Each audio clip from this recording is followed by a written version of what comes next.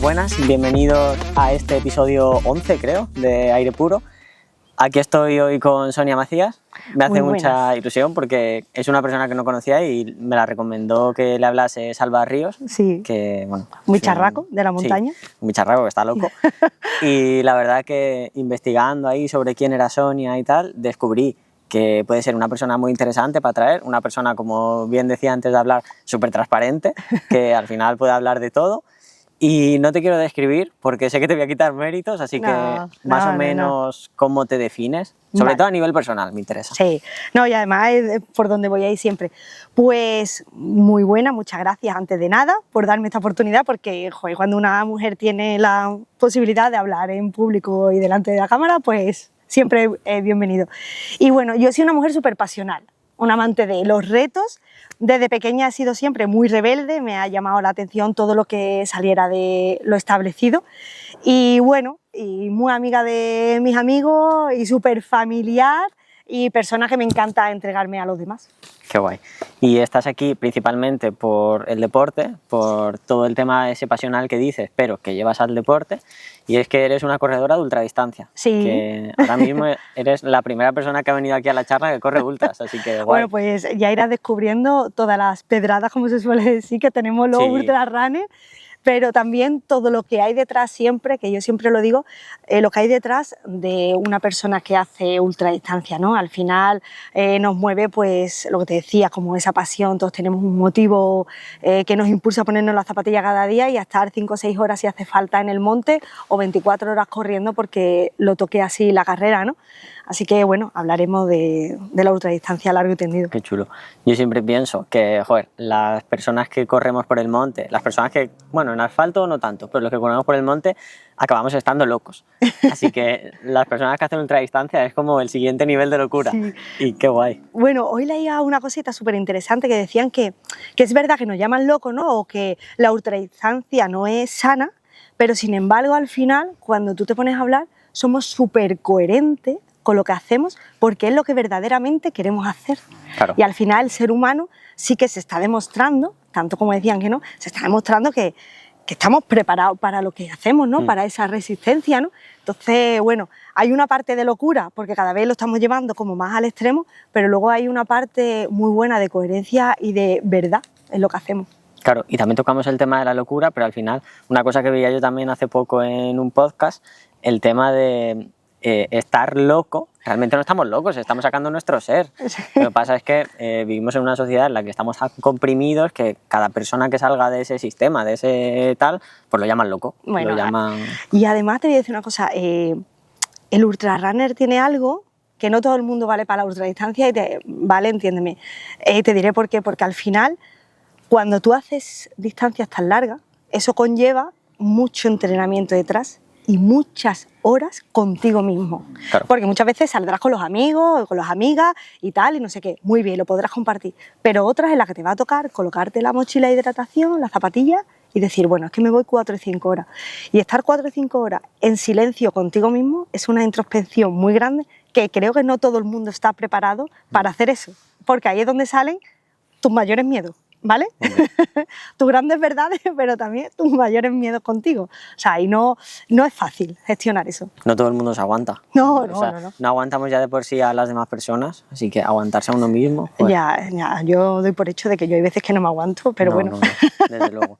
Y si quieres empezamos ya un poco con lo que haces, que tengo aquí apuntado que a nivel de ultradistancia te lanzaste un poco a este mundo en el 2012 en los 24 horas de Barbate, se llama Barbate Extreme. Sí. Mal. Bueno, mira, yo empecé a correr, te voy a contar un poco los inicios, ¿no? Yo empecé a correr en el 2008. Yo tenía por aquella época pues ya 28 años, ¿no? Y bueno, compartía mi vida con muchos amigos y tal, que todos corrían. Entonces yo iba a las carreras, la típica animadora, era la fan número 1 de todos ellos, ¿no? Pero siempre me preguntaba, ¿qué se siente? ¿Sabes? Porque es súper interesante cuando tú llegas a una carrera, fíjate en alguien. Yo siempre lo digo, fijaros en una persona, que sea como esa referencia, ¿no? Le vas a ver que al principio todos tenemos la cara, las mandíbulas encajadas, hay como, te ríes de nerviosismo, pero en realidad hay como ese miedo, ¿no? Esa incertidumbre. Y cuando tú cruzas la meta, tu mirada cambia y tu rasgo, todo, ¿no? Hay como ese orgullo, hay como una paz, porque dices, ya está hecho, ¿no? Y yo quería sentir eso. Entonces, un buen día decidí ponerme la zapatilla de correr y lo que hice fue 1 kilómetro, no hice más, ya Sí. te lo digo, ¿vale? Sí. Y ya empecé. Y de ahí, pues ya empecé a hacer pues, carreras populares, medias maratones. Y un amigo me dijo, me voy a la Barbate, son 24 horas, un circuito de 25 kilómetros, voy a dar la vuelta. Y digo, pues yo también me voy. Le di una vuelta, le di 2 y ya le di 3, porque me sentía bien, ¿no? Sí. Y fue como, ¿y qué ocurre si hago una cuarta? ¿Vale? Porque ya ahí, tú ya sabes que ya tú estás justita de fuerza. ¿Qué ocurre si hago una cuarta? ¡Buah! Y lo que ocurrió es que estoy aquí hoy. Claro. Fue como esa sensación de decir, ¿qué he hecho? Me he enganchado a esto. Y además tengo el recuerdo de entrar, lo típico, llegas a donde está todo el mundo, uno dándose masaje, el otro no sé qué, estaba todo el mundo ahí, con la cara reventada. Y yo entré que era como la Heidi. O sea, una Sí, con una sonrisa de oreja a felicidad. oreja diciendo, esto es lo que quiero. Sabía perfectamente que me había enamorado de algo que no podía explicarlo, pero que tenía que formar parte de mi vida. Claro. Y hasta hoy. Y eso, perdón que le quito un poco lo emocional a esa historia, pero ¿era una carrera por montaña? O sea, Era una carrera en arena, que vale. fue lo peor porque Vale, me enamoré del desierto. Entonces aquí ya vinieron toda la locura. Pero era una carrera por Barbate y era Sí. por los pinos, todo arena. Vale, todo arena, No, vale, no tenía vale. el desnivel de, joder, de una carrera una carrera de montaña. Hombre, claro, allí es que en aquella zona también, a no ser que te metas en Monte Profundo, No. y es que ya te sales de Barbate. Sí, Y claro, dices que te enamoraste del desierto, luego en el 2013, Maratón de Sables. sí. Que ya eso yo lo veo como el culmen de correr por el desierto, pero bueno, luego contaremos lo que haces. Esa carrera yo le tengo un respeto Y hay que especial. tenérselo. Es Hay que tremenda, tener- ¿eh? sí. 250 kilómetros. En autosuficiencia, por un desierto que no da tregua, donde te puede caer 50 grados perfectamente o llegar el primer día y tener una tormenta de arena, pero todo aquel que hace sable necesita volver. ¿Entiendes? Sí. Allí tú piensas que es una carrera donde además todo el mundo, como aquel que dice, sufre por igual. Da igual que tú vayas con la mejor equipación, que a ti los 50 grados no te los quita nadie. Hombre, ya ves. Da igual que tú vayas súper acondicionado tal, que tú vas con tu mochila de 7, 10 kilos, dependiendo de lo que cargues, ¿vale? El mínimo son 7, corriendo por ese desierto, donde tiene un sonido, yo siempre lo digo, el Sahara tiene un sonido propio y es una carrera muy dura, hay que tenerle mucho respeto, muchísimo respeto, porque no es fácil gestionar ese calor, el ir limitado en el sentido de agua, porque sabes que tienes que controlar hasta el siguiente checkpoint, donde tú llegas y no tienes una ducha, no tienes un váter, no tienes lo lógico que cuando tú llegas a tu casa, dejar todo de entrenar, haces así, te duchas, te pones a calentar la comida y comes súper a gusto en el sofá. Tú Claro. allí te tumbas en el suelo, en la jaima, si llevas esterillas, estupendo, con los demás compañeros de jaima, ¿no? Que se convierten en tu familia. Entonces es una carrera donde es muy, muy complicado, pero Joder. hay que vivirla una vez en la vida. Sí, porque no te dan absolutamente nada. Bueno, No. agua sí que te darán, El agua, lógicamente, claro. el agua que te lo dan, y luego, no sé si lo seguirán haciendo, pero en el día de descanso, después de la ultra, antes de hacer la siguiente maratón, nos daban una Coca-Cola. Ah, Que imagínate cómo sabía esa Coca-Cola, caliente ya da ves. igual. Era como, es lo mejor que me han podido dar, que no te comes la anilla de milagro. claro, esa gloria, eso, joder, guay. Y luego, bueno, luego ya llegaron objetivos un poco más asumibles, como puede Sí. ser Transvulcania, que supongo que será un poco más asumible, hasta que en 2015 dices, bueno, pues como no he tenido suficiente con el desierto, me voy a hacer 1000 kilómetros por Namibia, Sí. que yo ni sabía que había tanto desierto en Namibia, y en 20 días, o sea, 50 kilómetros por día, Sí, que luego lo haces en el 2016. sí, enero 2016, porque se fue prolongando todo buscando la financiación y bueno, ese proyecto me lo ofrecieron, un proyecto social de reivindicación de la figura de la mujer en el deporte y en la vida y bueno, cuando me llamaron y me dijeron si era capaz de correr 1000 kilómetros, le dije sí, pero dame tiempo para Claro. prepararme, ¿vale? Entonces fue un año de preparación muy, muy exhaustiva con un entrenador hasta que en el 2016 pues decido correr y me voy al desierto un mes entero con 20 días por delante y todo lo que conlleva esos 20 días en un desierto como es Namibia, donde hay más animales que personas. O sea, allí no encuentras a nadie. A lo mejor. ¿Cómo es el desierto de Namibia? Buah.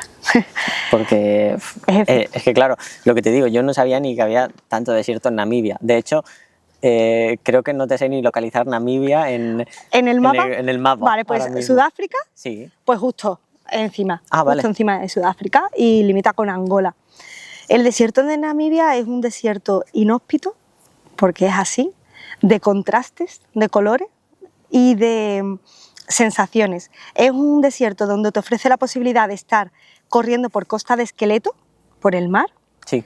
y al lado tener las primeras dunas del desierto. Un lugar donde las primeras dunas pueden acceder los leones, ¿vale? Claro. Es increíble. Y luego ya una vez que te adentras, pues es como la tierra es súper rojiza, depende de dónde estés. Cuanto más al norte, más roja es, porque de ahí viene la tribu de los Imba, que lo vas a ver siempre que es la tribu que va con la piel más pintada, con unas cremas, pero depende de dónde estés. Y luego lo único que se te pueden cruzar son gacelas, oris, ñu, animales, una y otra vez. Y se te cruzaban, Sí, lógicamente. sí, sí. Imagínate, es una sensación el primer día, claro, tú vas corriendo y te haces, dices tú, esto no ha sido una perdiz típica de donde yo corro. Claro. O sea, es como un país de muchísimos contrastes, de muchas sensaciones, que te enseña muchísimo, y de correr por zonas donde te pone muy en tu sitio, porque al final un desierto, la montaña, es como te limpia de muchas cosas, no eres nadie, te das cuenta que ahí, frente a ese desierto, no eres nadie, eres una cosita más, una motita más entre tanta inmensidad en ese paisaje. Joder. A nivel de autosuficiencia, no fue totalmente autosuficiente, No. lógicamente. No, yo llevaba un equipo conmigo, éramos 4 personas en total conmigo, el cámara productor, el ayudante y otro de logística. Y bueno, iban conmigo, entonces yo pues cada 2 por 3 pues yo iba rellenando el agua, tal, no sé qué, no tuve que hacer como en el Sahara. De todas formas, allí hacerlo en autosuficiencia es súper complicado. Hombre. Porque los accesos a todo era difícil. Nosotros dormíamos, imagínate que yo terminaba aquí, por ejemplo, este era el kilómetro 50, pues aquí formábamos el campamento y ahí dormíamos. Quedaba la casualidad que podíamos llegar a un camping cercano donde pudiéramos tener acceso de agua, tal, pues entonces, pero en autosuficiencia hubiera sido bastante complicado. Hombre, en autosuficiencia creo que es que ya entraríamos en un reto más súper físico, más allá de lo mental, porque... Sí. No me lo quiero imaginar, ¿eh? Porque ya era con un equipo y gestionar todo eso, los dolores, el calor, todo lo que implicaba, y el correr cada día 50 kilómetros suponía un esfuerzo brutal a nivel físico y mental. A nivel de temperatura, porque era enero. Claro. Aún así, enero allí es verano, ¿no? Es casi, sí, empieza. Piensa que, bueno, yo los primeros días, el primer día una calor horrible, que tuve la desgracia, por decirlo de alguna manera, que no me di cuenta y me achicharré la cabeza entera, me salían unas ampollas increíbles. Ostras. Pero el segundo día, por ejemplo, iba corriendo en mangas largas, y ya a partir del tercer día una temperatura, iba todo el rato en tirante y calor. Yo estaba, aunque me ponía todas las cremas, tal, no sé qué, aceites en la cabeza para no quemarme, pero había mucha calor. Había días que decía, un segundo al equipo, por favor, vamos a hacer un parón ahora, paremos aquí, aunque sea que me resguarde un poco de la sombra, y ahora continuamos, porque si no era imposible. Joder. Has dicho que ha sido sobre todo para reivindicar la figura de la mujer, en, pues, la fortaleza esa que tenéis, pero más allá de eso, si hay un más allá, ¿por qué? Pues al final, como todo, porque creía en lo que hacía. ¿El por qué? Porque al final estoy cansada, y estaba cansada, pero no vale con estar cansado, tienes que hacer algo, ¿no? De ver lo que ocurre a nuestro alrededor, y si yo hacía eso como la primera mujer, la primera persona, vamos a decir la primera persona porque nadie ha hecho todavía ese reto, en hacer algo que superaba un esfuerzo físico tan grande, cualquier persona podría hacer lo que verdaderamente quisiera hacer. Y no estoy lanzando el mensaje de ¡guau! Hacedlo vosotros también, no. Todo con calma, ¿no? Pero era una manera de darle voz a todas las mujeres que no lo tienen. Era como esa parte de, venga, rompe, ¿por qué no ser tú la que escribes tu propia historia? ¿Por qué no intentarlo? Entonces, bueno, era una forma de reivindicar, no solamente a nivel deportivo, sino también en la vida diaria, ¿entiendes? Era como esa manera de decirle a las mujeres, levantaos, que podemos y el mundo es nuestro. ¿Y te ha servido?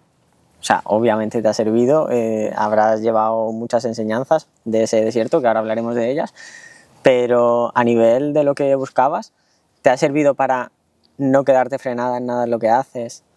Mira, siempre yo creo que al final el cerebro es muy perro, por decirlo de alguna manera, entonces siempre te va a estar saboteando y siempre tienes que estar recordando de cuando te entra el miedo, cuando a ti mismo te pones esas creencias limitantes, de decir, espera, que fui capaz de hacer esto, ¿vale? Cuando nadie creía en lo que hacía, porque el problema del desierto fue conseguir la financiación y que las marcas apostaran por ese proyecto. Yo siempre lo digo, a mí me costó más trabajo y fue para mí más duro el conseguir marca, el no estar escuchando continuamente, es que es una mujer, si un hombre no lo ha hecho, ¿cómo lo va a hacer una mujer? ¿Escuchabas eso? Sí, muchísimas veces, muchas veces. O sea, para mí era de cada puerta a la que llamaba, o sea, imagínate, de cada 10 puertas a las que llamaba, media puerta era la que se me abría, el resto estaban cerradas. No. O sea, imagínate, junto con mi socio Álvaro, que fue el creador del proyecto de la Princesa del Desierto, era todo el rato diciendo, es que no lo entiendo, es que no lo entiendo. ¿Entiendes? Es como si no ha habido un Kilian Jornet o no ha habido alguien tan importante para hacerlo, tú que sales de un pueblecito pequeñito, que has hecho, sí, que he hecho carreras, todo lo que tú quieras, da igual, no tengo un nombre. ¿Cómo lo vas a hacer? No. Ese era el problema de la Princesa del Desierto y ese fue la verdadera lucha, porque ¿cómo gestionas eso? Cuando tú dices, es que nadie está creyendo en mí. Es que todo el mundo me está poniendo la barrera. Es que hay días que tengo ganas de tirar la toalla. Tienes toda la motivación para hacerlo, claro. Pero a la que te pones a llamar puertas, te dan 1000 y un motivos para decir, oye, tiro para atrás. Ya. Si hubiese sido un hombre, ¿crees que lo habrías conseguido antes?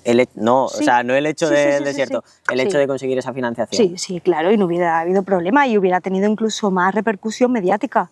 O sea, nosotros en el proyecto conseguimos repercusión porque nos movimos muchísimo, porque le echamos, entre comillas, mucha cara, porque creamos una marca muy bonita, porque conseguimos que por fin los medios de comunicación se volcase y entrasen marcas que de verdad creían en nosotros, ¿entiendes? Y en lo que hacía. Cuando entró ya por fin Guys, con la Fundación Solidaria, fue como decir, menos mal, alguien que nos ve.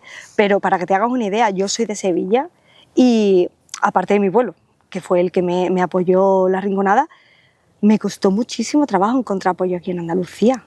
A mí me apoyaron casi todo marcas de Barcelona, Madrid, Mallorca, etcétera, etcétera. O sea, era como decir tú, qué lucha más grande. O sea, si ya tenía un peso en sí de decir, es que tengo que entrenar todos los días, tengo que trabajar todos los días, ¿vale? Ya. Es que no tengo marcas. Curioso que las marcas de tu círculo sean las que menos te apoyen.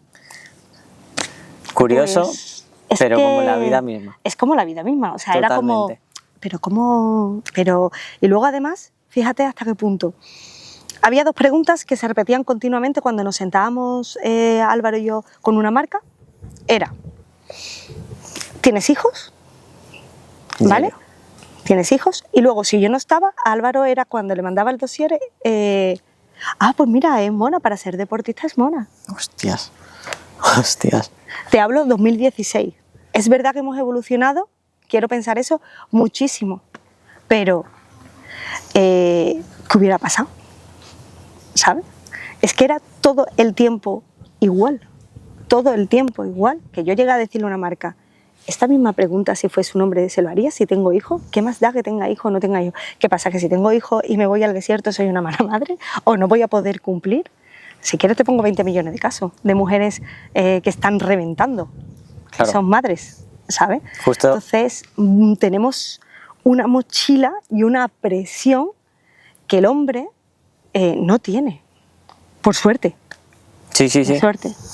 Justo cuando te he dicho el tema este de las marcas de tu alrededor, que son las que menos te apoyan y tal, decirte que seguro que si tú el hecho de voy a irme 1000 kilómetros a correr 20 días por el desierto para reivindicar una cosa que es súper buena, súper guay, eso lo propones en tu puesto de trabajo convencional y seguro que de las primeras preguntas de ese puesto de trabajo es ¿pero cómo vas a estar 20 días fuera si tienes que trabajar?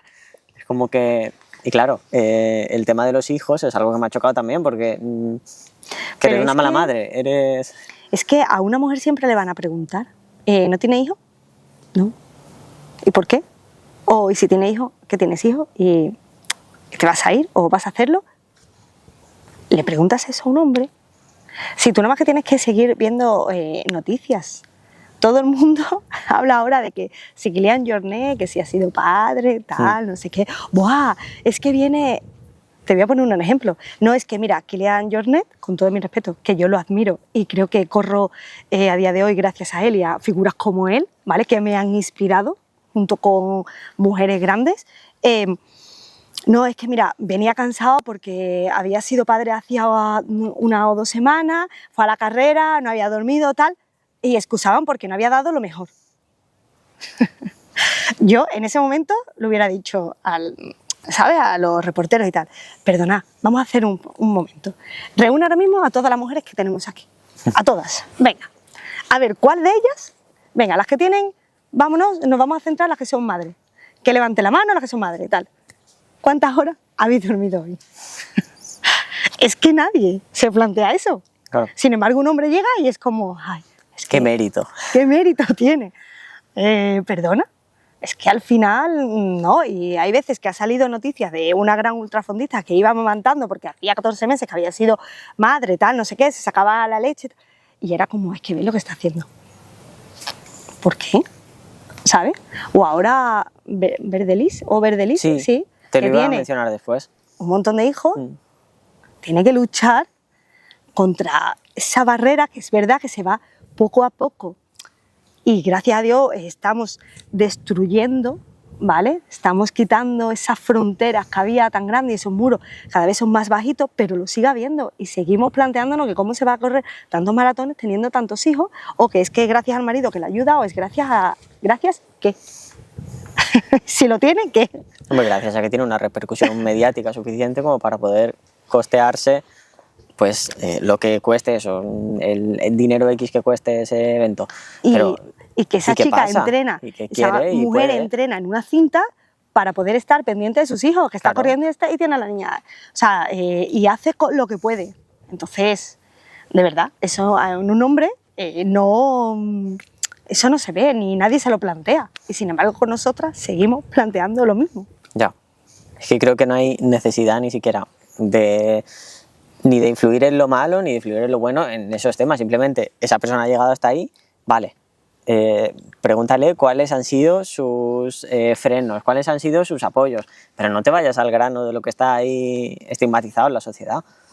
Joder. Es así. ¿Y alguna de estas preguntas te salían en la mente en los momentos así un poco más malos de Namibia? ¿Cómo qué? Como pues todas esas puertas que no te abrieron. Sí. Todo... Sí, al final eso es el impulso, ¿no? A seguir hacia adelante. Yo tenía súper claro que lo quería conseguir.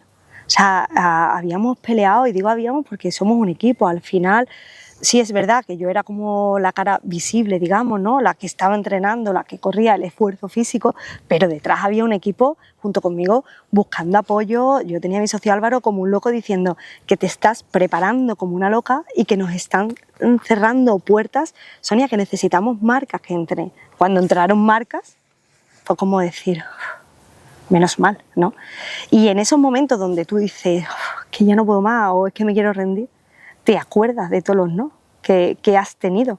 Y al final, cuando tienes el objetivo tan claro y el motivo por qué lo haces, tú sigues corriendo. O sea, las piernas te siguen dando, ¿me entiendes? Porque a mí me habían dicho que no marcas, pero yo decía, vale, pero es que yo lo estoy haciendo por un proyecto, por las mujeres.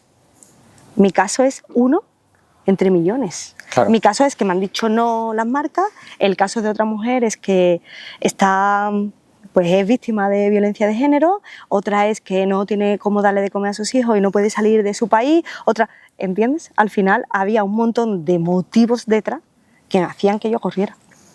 Joder. ¿Y fue más lo físico o lo mental? Ambas cosas. Pero fíjate, si te apuras, al final el físico, cuando tú lo preparas, sale, ¿vale? Pero tú puedes estar muy bien preparado físicamente, pero que como mentalmente no estés, y entonces tuve que como autotrabajarme mucho, ¿vale? Muchas horas en soledad para ser capaz de gestionar todo ese sufrimiento, porque al final cuando te dicen, bueno, yo iba muy preparada, sí, había hecho una preparación increíble, tal, pero a mí los pies me dolían, a mí me daba fiebre a veces allí en el desierto de noche, a veces los últimos días yo recuerdo que le decía al equipo, tío, es que me meto los dedos y me noto las tripas. Ostras. ¿Sabes? Era una sensación de... No, era como si me estuviera, yo le decía, es que me estoy cociendo por dentro, no os lo puedo explicar. Yo recuerdo el último día que me tiré como debajo de un árbol y diciendo, es que me estoy cociendo, no os puedo explicar lo que siento. ¿Sabes? Y te levantabas y decías tú, bueno, pues voy a correr otra vez, venga, la duna más alta del mundo la voy a subir, como sea, pero la subo. Pero la parte mental fue tener todo el rato muy claro el por qué lo hacía. Sí, tuve un momento que dije, yo me quería ir a mi casa. Me acuerdo kilómetro 500, que se dice muy pronto, en el que yo decía, yo me quiero ir a mi casa. Es que yo echo de menos a mi madre, ¿sabes? Echo de menos yo esa parte de mi seguridad, ¿no? Es decir, quiero estar en el piso de mi madre con toda mi familia y ya está. Y que me dejen un segundo, era lo único que pedía. Y fue bastante complicado. Y a nivel de momentos malos, como dices, ¿ese fue el peor? ¿O hubo algún otro bloqueo mental? No, ese fue el peor. Además, era de estos que tú dices, quiero llegar a los 500 kilómetros, ¿vale? Yo soy una persona que yo me gestiono las ultras, por ejemplo, en plan de, cuando llega a la mitad, descontar kilómetros. Sí. Y me viene muy bien, claro. ¿vale? Soy persona que me voy planteando de una vez que llega a la mitad, fuera, ya voy. Y ahí era como, ya voy a llegar, ya voy a llegar. Y ese día no llegaba. O sea, fue un momento de decir, me quería a mi casa. O sea, yo me quería a mi casa con mi madre, que es además una persona que me apoya muchísimo, me da mucha fuerza, y que me dejen ya en paz, estoy agotada. Pero bueno, lo pasé y al día siguiente te levantas y buscas cositas que tienes ahí, como yo digo, en la chistera, lo sacas. Además, te contaré algo como muy personal. Yo tengo 2 hermanas mayores, ¿vale? Mi hermana mayor tiene 2 niños que son mis niños, mis sobrinos. Sí. Luego mi hermana mediana, que ahora se ha metido también en el trail. Y, bien que hace. Y ella, sí, está envenenada, por cierto. Me tiene loca. Y ella escribe muy bien, además gana premios y tal. Y me escribió un diario escrito en un pasado para leer en un futuro. Es decir, cada día yo abría la página, ella antes de irme me entregó el diario, se había dedicado, y entonces imagínate, día 6 de enero, yo la abría y leía lo que ese día pues yo podía sentir, día 7. Entonces, cada día me levantaba y decía, ¡buah! A ver qué me ha escrito, me leía esa página por día, a ver qué me ha escrito hoy mi hermana. Y a lo mejor pues me había recitado, me había escrito un poema, pues ahora estarás tal, como me conoce muy bien, a tal, y lo cerraba. Y era como, vale, estoy en casa, venga, sigo. O me ponía un audio de mis sobrinos que me mandaban a veces cuando conseguíamos wifi, sí. Pues podía tener, y entonces escuchaba a mis enanos y decía, venga, ya está, para adelante. Qué guay. Y ese era como tu impulso también a salir un poco de ese bloqueo. Sí, hay días que tú tenías que buscar buscar el por qué, ¿no? Venga, voy a seguir, voy a buscar en mi interior qué es lo que me hace. Venga, bueno, pues esto tal, o me buscaba una música. Esta canción me recuerda siempre buscaba canciones que me recordasen a una parte mía, a lo mejor más de seguridad, ¿no? Mira, este es de cuando yo corría en el carril de mi pueblo, este es cuando me fui a la Sierra Sevilla tal y hice esto, tal. Entonces te sacaba un poco de ese sufrimiento y ya volvías a enganchar de nuevo y tú decías, venga, qué bonito es esto, y volvías a disfrutar. Claro. Hemos hablado un poco de cómo fue tus 1000 kilómetros, pero me has dicho que cuando propusiste el reto dijiste, vale, pero necesito prepararme. Sí. Por mucho que necesitases prepararte y por mucho que dijeses que sí que puedes, ¿podías? ¿Tú pensabas que podías realmente? Sí, porque tenía una persona detrás que era mi entrenador y tenía claro que lo podía conseguir. Siempre. Porque me conozco esa parte de mí, de perseverancia, ¿vale? Soy una persona que para mí el deporte es mi vida, es el motor. Si a mí me va bien en el deporte, me va bien en todas las facetas de mi vida, siempre lo digo, es como, es mi GPS, ¿no? El GPS que no me falla. Entonces, tenía claro que por mi parte yo lo iba a dar todo.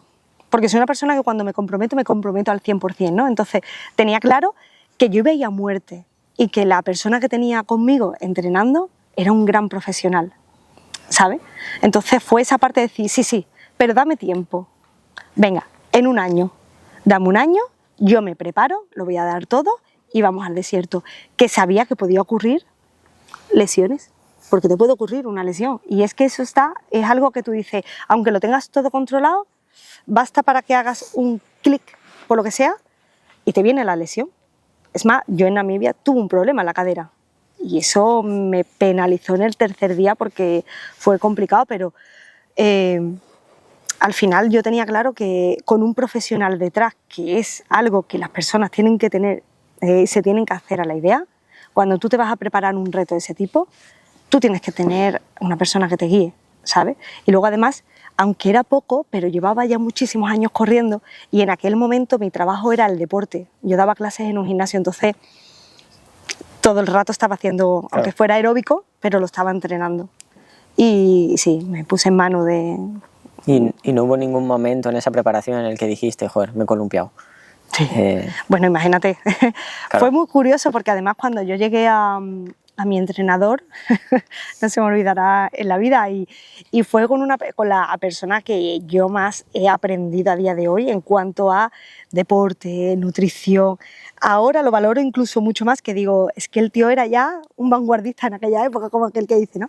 Porque han pasado muchísimos años y el deporte no tiene nada que ver ahora a lo que era antes, nada. Y es verdad que cuando llegué, yo era la típica deportista que pensaba que, bueno, que yo podía hincharme a pasta, que como yo era corredora, pues yo podía comer y tal. Me acuerdo que llegué con mis analíticas, llegué con todo, se las puse, empezó a hacerme mis pruebas de esfuerzo y le digo, mira, Álvaro, que quiero correr 1000 kilómetros en 20 días. Me acuerdo que me miró muy serio, porque además era súper sincero y es un hombre súper sincero, te lo decía todo muy clarito. Dice, pues aquí hay que rebajar. Ya me estaba diciendo que iba a entrenar en ayunas muchísimos días y luego me dijo algo súper claro. Mira, Sonia, que era lo único que yo quería escuchar, yo no sé si vas a conseguirlo, pero yo voy a ir contigo a muerte. ¿Qué falta hace eso? Entonces fue como, vale, tú haz tu trabajo, yo se lo dije así, tú haz tu trabajo, que yo haré el mío.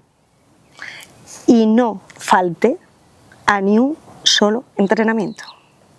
O sea, a veces él me decía, Sonia, no entiendo cómo puedes entrenar de esta manera, luego irte a trabajar tal y aguantar ese nivel de estrés, porque yo tenía el cortisol triplicado. Hombre. Para soportar todo, de la presión que tenía. Y yo le decía, porque lo voy a conseguir, porque lo voy a conseguir, ¿sabes? Me mandaba 20 series a 400, recuerdo una vez 20 series a 400 diluviando. Y yo llorando, lloraba haciendo la serie 400, decía, esta serie por no sé quién, esta por no sé cuánto, esto por tal. Y era así. Pero fue una preparación muy dura y sobre todo organizando los bloques de entrenamiento, en pleno verano entrenando con 40 grados para aclimatarme, claro, entrenando en condiciones desfavorables porque yo sabía a lo que me enfrentaba. Y hay que tener muchísima fortaleza, ¿eh? Muchísima fortaleza mental sobre todo porque yo soy un poco loco en el ámbito de los entrenos y todo eso, porque también eso, si a lo mejor tengo que trabajar por la mañana y luego por la tarde tengo que entrenar y hace 40 grados, pues mira, entreno. Al final es lo que hay. Pero claro, eso lo hago y me tiro mucho las flores por hacerlo, pero lo hago una semana. A lo mejor la semana siguiente no lo hago, pero no porque no quiera, sino porque no me toca. Pero me imagino el tener que estar un año entero, o el tiempo que estuvieses, bueno sí, ese año, a condiciones desfavorables, que creo que es de lo más complicado que hay en el mundo del entrenamiento, entrenar con lo desfavorable. Mira, había días que, por ejemplo, en invierno, pues yo me tenía que ir para trabajar y yo sabía que ese día a mí no me iba a dar tiempo de trabajar. O sea, de entrenar, pues, que era a las 5 de la mañana, me veía haciendo series a las 5 de la mañana, hombre, claro, frontal, y luego me iba ahí empalmada todo el día trabajando. O a la 1 de la noche contar una cinta de correr, porque no me quedaba más remedio. En el gimnasio en el que trabajaba, pues me dejaban la llave y allí que me quedaba a entrenar en la cinta de correr, porque ese día era la única manera que tenía de hacerlo. Y cuando llegó el verano y planteamos los bloques de entrenamiento, recuerdo que me mandó una vez un bloque de entrenamiento, un día 30 kilómetros, otro día 70, 50 y 50. Dios. Y ¿Seguidos? era Sí, era un bloque de 200 kilómetros, luego las descanso, bueno, total. Y recuerdo que el tercer día ya, y me ponía HA, horas altas de temperatura, que yo recuerdo, Álvaro, ¿esto qué es? ¿El HA qué significa? Y me decía, horas altas de temperatura, Sonia. Ya había hecho una aclimatación, pero... Y me acuerdo que abría la puerta de mi casa a las 11, a las 12 de la mañana, Sevilla, me iba corriendo por todos los pueblos, por todos los caminos, ¿vale? Y cogía la llave de mi casa, la tiraba dentro porque sabía que mi hermana no iba a estar y cerraba la puerta. Y ya no podía volver a mi casa. Era como... Lo tenía que hacer de esa manera porque si no era como... "Ay, bueno, no voy". Te saboteas, ¿no? Empiezas a decirte, pero esto porque lo tengo que hacer, porque hace mucha calor, porque yo no quiero, porque tal. Entonces era como, vale, salía, tiraba la llave, cerraba y me iba a correr porque era la única forma que tenía cuando Claro, te pasa porque eso. sabías que hasta que no volvieses no llegaba tu hermana, no podías Claro. llegar. Joder. Entonces me adaptaba de esa forma, era buscar esa estrategia para ser capaz de ese día decir, venga, salvo el entrenamiento, porque al final lo agradeces después cuando estás en el desierto. Claro. Ahora mismo continúas con ese nivel de exigencia. O sea, lógicamente no esos entrenos, Sí. pero a nivel de entrenamientos sigues cumpliendo al 100%. Sigues... Sí, a no ser que a lo mejor ahora tengo muchos problemas de rodilla, entonces hay días que tengo que adaptar el entrenamiento. Pero sí, además de nuevo ha vuelto, porque me he pegado como unos años en el que estaba más en stand-by, ¿no? Era como, no tenía tantas ganas, no me encontraba, no tenía una motivación de decir tal, no era tan feliz, no disfrutaba como a mí me gusta. Pero de hace un tiempo para acá, unos meses para acá, fue como recuerdo que llamé a mi entrenador de ahora y le dije, ¡ya! Es el momento. Ya, y dice, pero ¿cómo? Digo, ya estoy de nuevo. Era como, wow, ha vuelto otra vez la gana, la chispa. Y ya estoy diciéndole a mi pareja, mira, el año que viene hay un reto de 200 y pico de kilómetros. Y él me dice, deja ya de escribir y de mandarme ultras, por favor, porque por Instagram le digo, y esta también, y esta también, y esta también, ¿no? Y entonces siempre se lo digo, nosotros tenemos un medallero, le digo, hasta que no tengas la de la maratón de sable conmigo aquí, no voy a parar. Y yo, ¿pero qué te he hecho yo? Pero es verdad que él se está ahora metiendo en la ultradistancia y está enganchado. Él está más envenenado ahora mismo que yo. Hombre, yo creo que al principio estás más envenenado, ¿no? Porque no sé cómo es el mundo, sinceramente, porque yo al final de carreras de 4 o 5 horas no paso. Pero, joder. En el momento en el que pase, ya me cuentas. Sí. En el momento, pero yo siempre lo digo, todo tiene su momento. Sí, totalmente. Es verdad que yo no me arrepiento de nada de lo que he hecho, pero si tuviera que decirle algo a alguien, yo veo a la gente, ¿no? De que apuren un poco más, que disfruten más en la distancia en la que están. Es decir, carreras ultra va a haber siempre, maratones va a haber siempre y media maratones también. Entonces, sé bueno en esa modalidad en la que te metes, disfrútala. Y cuando tal, que tú sientas que, hostia, he hecho las carreras que quería tal, voy a dar un saltito, porque al final es salud deportiva. Claro. Es salud deportiva, las carreras van a estar siempre. Yo hice así y di un salto muy grande, que es verdad que no me arrepiento porque he vivido tantas cosas tan bonitas, ¿sabes?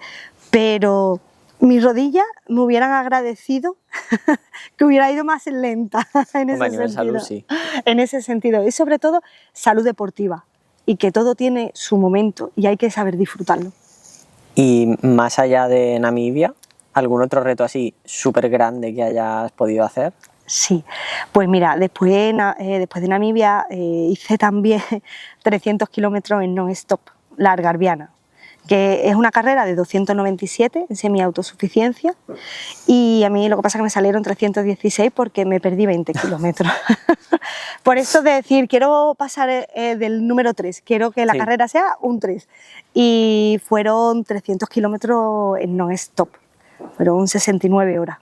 Ostras, sin descanso. Madre mía, muchísimo. Sí, pues solamente dormí 40 minutos y ahí realmente lo pasé mal, sobre todo en la última noche hubo un proceso ahí súper complicado porque llegué con unas alucinaciones horribles, ¿vale? La segunda noche tenía unas alucinaciones muy bonitas, lo veía todo, era como todo happy flower y todo está bien, pero la tercera noche salieron todos mis peores miedos.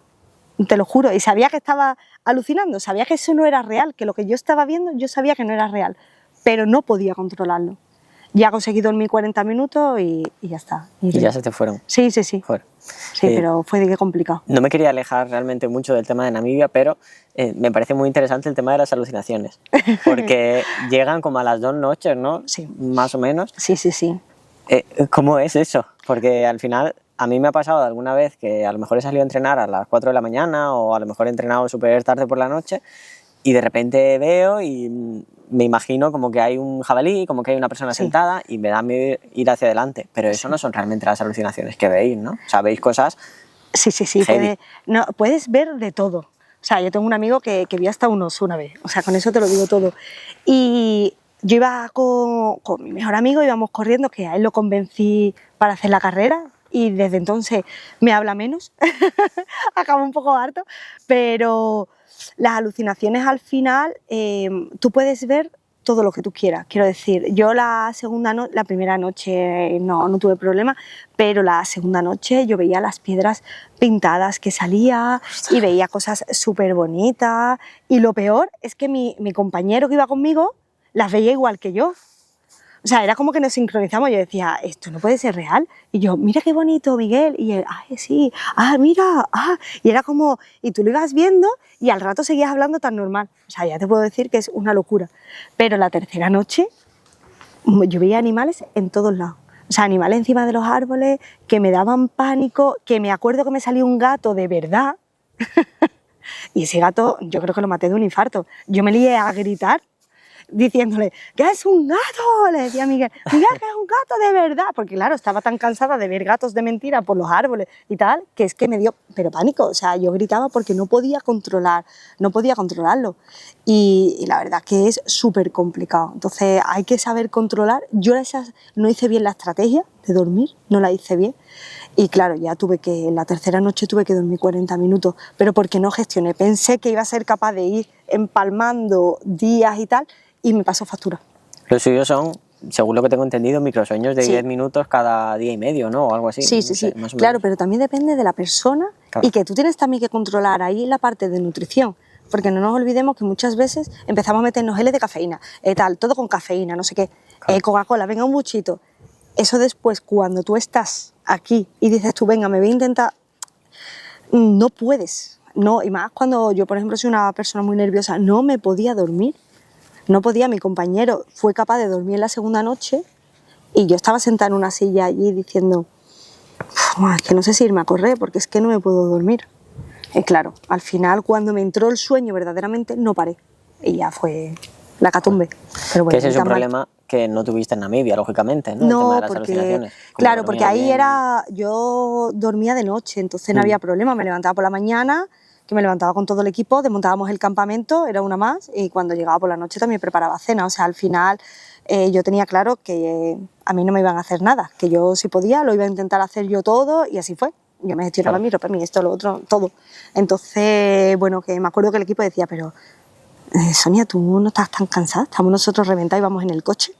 Yo decía, bueno, sí, estoy cansada, pero es que esto hay que hacerlo. Entonces, como hay que hacerlo, hay que salir. Y seguimos un poco con Namibia, es que realmente es el tema que más me interesa y me impacta muchísimo, porque cuando Salva me habló de ti, me dice, la princesa del desierto, Sonia Macías.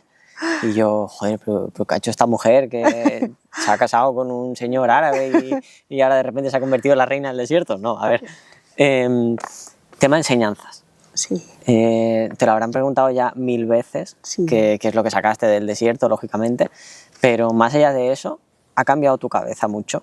Sí, sí, muchísimo. Yo miro atrás, lo que pasa es que tú cambias, pero no eres consciente, y no cambias de un día para otro, ni mucho menos. Al final, cuando tú eres capaz de digerir todo lo que has vivido, es cuando empiezas a poner en práctica todo lo que has aprendido, ¿vale? Porque claro, tú llegas y no dices, bueno, ahora tengo autoconocimiento, ¿no? Vale, ahora soy una persona capaz de tener control atencional, soy una persona con control de visualización. No, no cambia nada eso o tal. No, lo que pasa es que con el tiempo tú vas descubriendo que cuando miras atrás, que no tienes nada que ver, entre comillas, hay una parte que sí, pero no...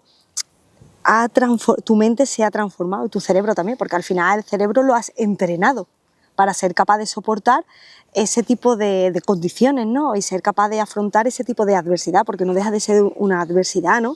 Y esa lucha interna que tú tienes día tras día. Entonces es verdad que tu diálogo interior también cambia, ¿vale? Yo ahora tengo una frase, por ejemplo, que parece una tontería en las carreras, de he nacido para esto. ¿Vale? Cuando estoy muy reventada, digo, yo he nacido para esto, he nacido para esto. O cuando voy con la cabeza baja tal, sé que recuerdo una frase que me dijo una vez un amigo y fue como, levanta la cabeza, Sonia, porque la corona se te cae. Y es cierto, y en el momento que, y significa que en el momento que tú levantas la cabeza y tú ves tu horizonte, todo cambia y tus pensamientos negativos empiezan a diluirse. Y aprendes muchas cosas de ti, tanto de lo que eres como de lo que no quieres ser, ¿vale? Y sobre todo, me quedo con algo que me costó mucho trabajo aprender, muchísimo, porque además hay una parte de mí que llegó frustrada del desierto. Y es que yo era la típica yonki, soy la típica yonki de las emociones, yo siempre lo diré, ¿no? Entonces tú llegas a una carrera, una ultra, de un solo día, por ejemplo, y tú ves como, ¡wow!, tú terminas la meta, ¿no? Y sientes como esa euforia, ¿no? Y sobre todo cuando te ha salido bien, ¡wow!, y sientes como algo en tu interior, ¿no? Y eso engancha. Y tú dices, yo quiero otra, ¿no? Y como hagas mucha, tú quieres todos los fines de semana enganchar carrera. Y si te sientes bien. Las carreras por etapa igual. Tú terminas una y dices tú, ¡bah! Y al día siguiente, pues, cuando son 4 o 5, tú terminas igual, sientes esa euforia. Pero yo al terminar Namibia y darle al pan, parar el reloj y decir 1000 kilómetros, digo, ¿cuándo llegará el subidón, no? ¿Cuándo llegará el subidón? Y me di cuenta que no llegaba.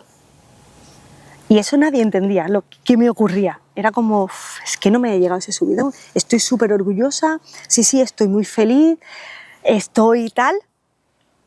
Pero ¿qué ha pasado? ¿Sabes? Como que tiene.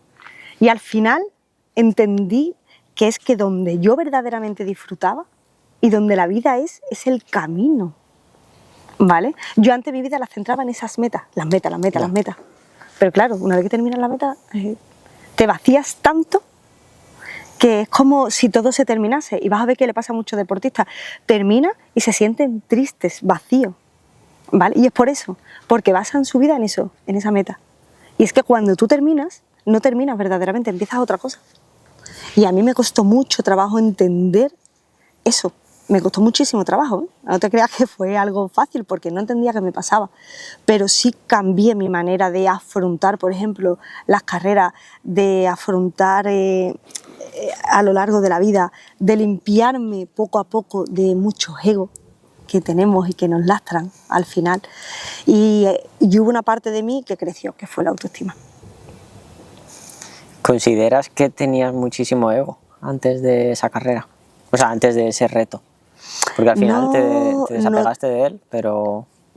Te digo, voy desapegándome. Al final, librarte del ego 100% es un trabajo largo, porque tenemos la suerte o la desgracia que tenemos las redes sociales, ¿vale? Y eso te puede condenar muchas veces y tienes que todo el rato estar frenando. Yo tuve una época en la que, claro, en Sevilla, tal, no sé qué, hacía muchas carreras, estaba muy fuerte, siempre a lo mejor algún podium por categoría, ¿no? Estás aquí, medios de comunicación, redes, tal. Entonces como que te van subiendo, venga, premio, me dieron premios, tal. Y eso está muy bien, pero también pesa, ¿vale? Llegó un momento en el que yo no quería ni que la gente, yo iba a las carreras y me ponía aquí porque todo el mundo, ¡ay, parece la princesa del desierto! Oh, y decía, ¡ay, no quiero más historia de esta! Que esto que me condena, que me hace sacar un personaje que no quiero ahora, ¿entiendes? Necesito otra parte. Pero sí que es verdad que te acabas limpiando, porque detrás de lo que yo hice, al final había un motivo que no era yo. Aunque fuera un reto y fuera algo deportivo y fuera algo... no era por mí. Yo no necesitaba correr 1000 kilómetros. Claro, no necesitabas y aparte el hecho ese de llegar y no tener esa euforia también será porque tú no querías hacer esos 1000 kilómetros en el menor tiempo posible. Ni ibas exprimiendo tu cuerpo al máximo, bueno, que realmente sí, pero que no era ese el objetivo. Entonces, pero claro, ¿qué pasa? Que digerir todo eso, darte cuenta, cuesta mucho trabajo, estás también muy cansado. Yo cuando llegué a casa recuerdo que yo tenía muchísimos bloqueos mentales. O sea, imagínate que yo me encontraba con amigos de toda la vida y yo los miraba, me paraba y yo, ay, ¿qué tal? Le seguía la conversación y porque a lo mejor iba con alguien y me decía, ay, Sonia, y yo, ¿quién es? ¿Cómo que quién es? Y yo, ¿qué quién es? Que no sé quién es. Ah, no, pero no de verdad. Me estaba riendo porque digo, pensaba que lo que decías era que no te apetecía entablar esa conversación. ¿Qué va a quedar? Que no los conocía. Ostras. No podía, o hablaba y era como, ¿qué pasa? Mi cabeza iba como muy lenta, tal, y al final es porque había sometido a mi cuerpo a un esfuerzo físico tan brutal y a la vez un esfuerzo mental tan grande que mi cuerpo, digamos, mi nervio vago estaba bloqueado. Yo no era capaz de poder hablar normal, tal, que tenía momentos en los que tenía como lagunas, me costaba mucho trabajo, ya con el tiempo se me fue pasando y ya recuperé y bien, pero a mí me costó mucho volver de nuevo, me costó mucho aterrizar. ¿Y cómo fue el hecho de llevar eso? Porque claro, al final, si tú no eres capaz de llevar tu vida como la llevabas antes... Me costó trabajo incluso volver a... Yo daba clases en el gimnasio, tal, no sé qué, y me costó mucho trabajo volver, ¿sabes? En plan, volver. Y luego además, para todas las personas era como un boom, ¡guau! 1000 kilómetros, y yo era como, bueno, yo los he hecho, ¿sabes? Yo no quería que la gente a mí me endiosara o tal, porque la gente es como, te ve, ¿no? Sí. Yo decía, no, necesito recuperar mi vida normal y ya está, que me dejen en paz. Pero bueno, ahí está, se hizo. Referente a eso, a que no tuviste el subidón, ¿cuál ha sido el momento más feliz de tu vida? Yo he tenido muchos. ¿Y el más feliz?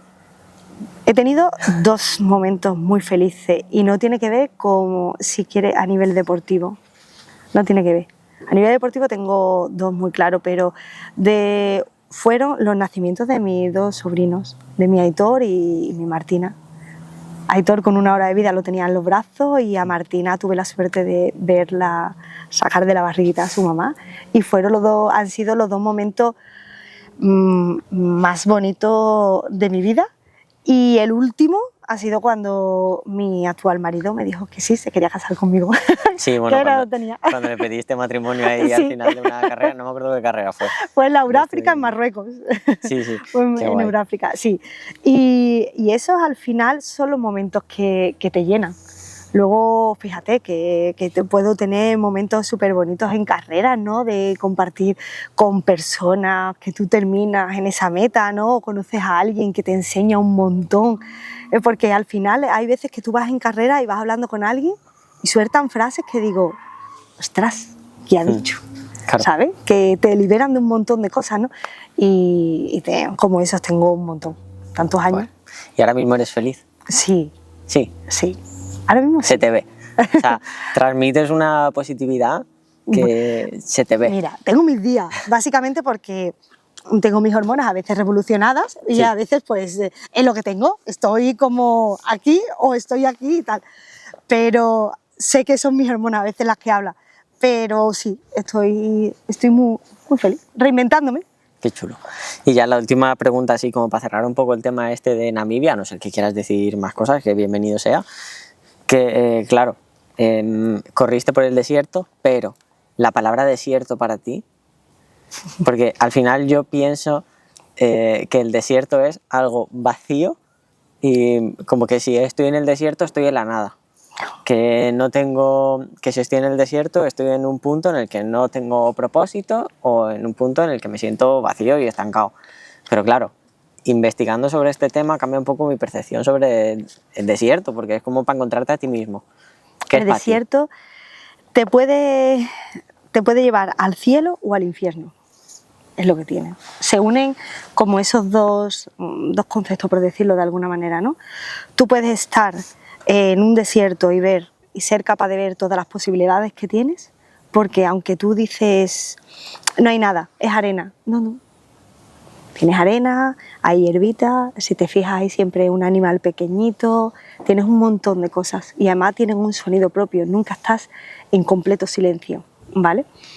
Y puedes ver eso O puedes decir, esto es un infierno, hace una calor horrible, tengo los pies enterrados, ya no aguanto más los dolores que tengo, yo tenía ampollas en la cabeza o en la espalda o en las rozaduras o ya los pies.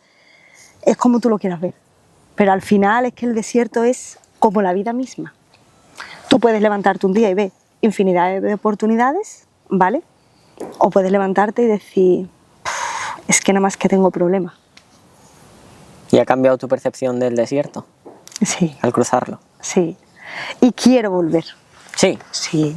¿Pero quieres volver a otros 1000 o quieres volver? Mira, si a mí me ofrecieran de nuevo, y fíjate, ¿eh? Que me perdonen mis rodillas, las tapo para que no escuche lo que voy a soltar, la aberración, pero si a mí me volvieran a proponer un reto de correr en un desierto con un objetivo muy claro, igual que lo hice por reivindicar la figura de la mujer, con todo lo que conllevó el desierto y todo ese sacrificio y sufrimiento, que hay que diferenciar entre sacrificio y sufrimiento, porque también hubo una parte de sufrimiento, pero también una parte de libertad mía, yo volvería sin lugar a dudas. Yo volvería sin lugar a dudas. Y no descarto hacer algo en el desierto porque tiene ese componente que te engancha. Es como la montaña. Sí. Lo que pasa es que si me apura es un poco más solitario. Claro. Sí, porque allí no tienes ninguna posibilidad de encontrarte con nadie. No. Solamente eso, animales. Y es como Es soledad curioso, ¿eh? pura. Que yo en el segundo día me pasó una cosa súper bonita. Y es que iba corriendo y de repente había como unas casitas y tal. Y salió un hombre con no se me ha olvidado, con unas chanclas que para que le quedaran bien las había recortado, ¿vale?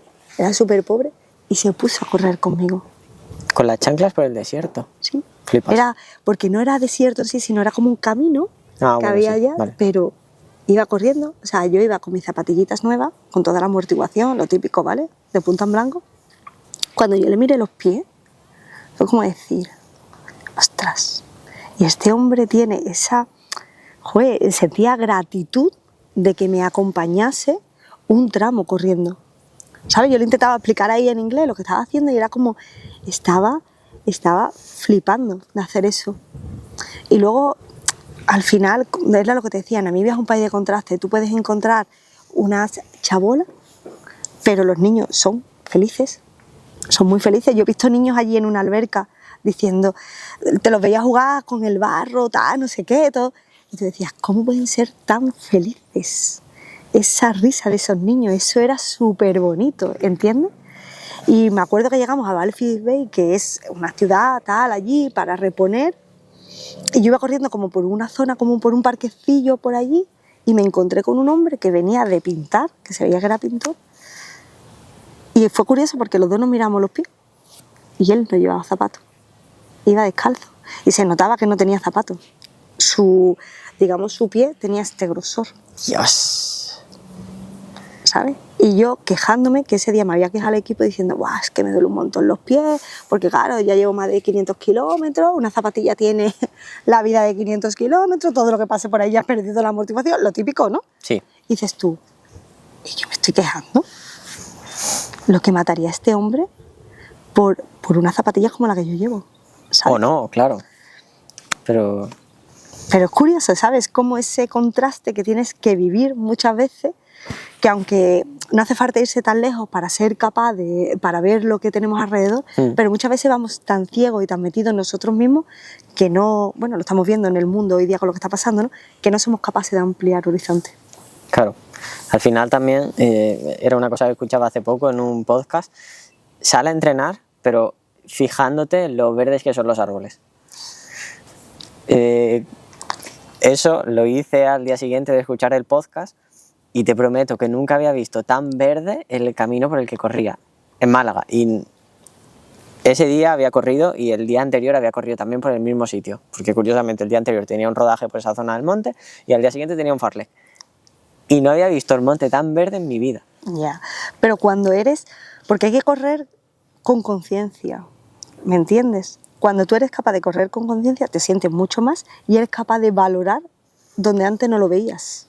Pero eso nos ocurre con todo en el día a día. También es verdad que estamos muy sumergidos con todo el estrés, con todo lo que tenemos, el trabajo, tal, no sé qué, que a veces se nos pasa las cosas más importantes y las más sencillas. Yo siempre digo que lo verdaderamente extraordinario está en la cotidianidad. Cuando tú eres capaz de apreciar la cotidianidad, ya después todo lo que te pongan por delante va a ser un paraíso. Pero si eres capaz de valorar lo que tienes a día de hoy en ese sentido y darle el valor que merece, después todo se te abre. Guay, guay. Si quieres cerramos ya un poco el tema de Namibia. Me encantaría abrirlo en otro momento, Sí, pero ahora mismo creo que ya hemos hablado suficiente de eso. Preguntarte, ¿tienes algún hábito en tu día a día que tú pienses que te haga ser mejor? ¿Mejor persona? No, mejor. En el ámbito en el que quieras, en el que tú... Bueno, pues mira, yo siempre intento todos los días decir te quiero, decir gracias y llamar a mi madre.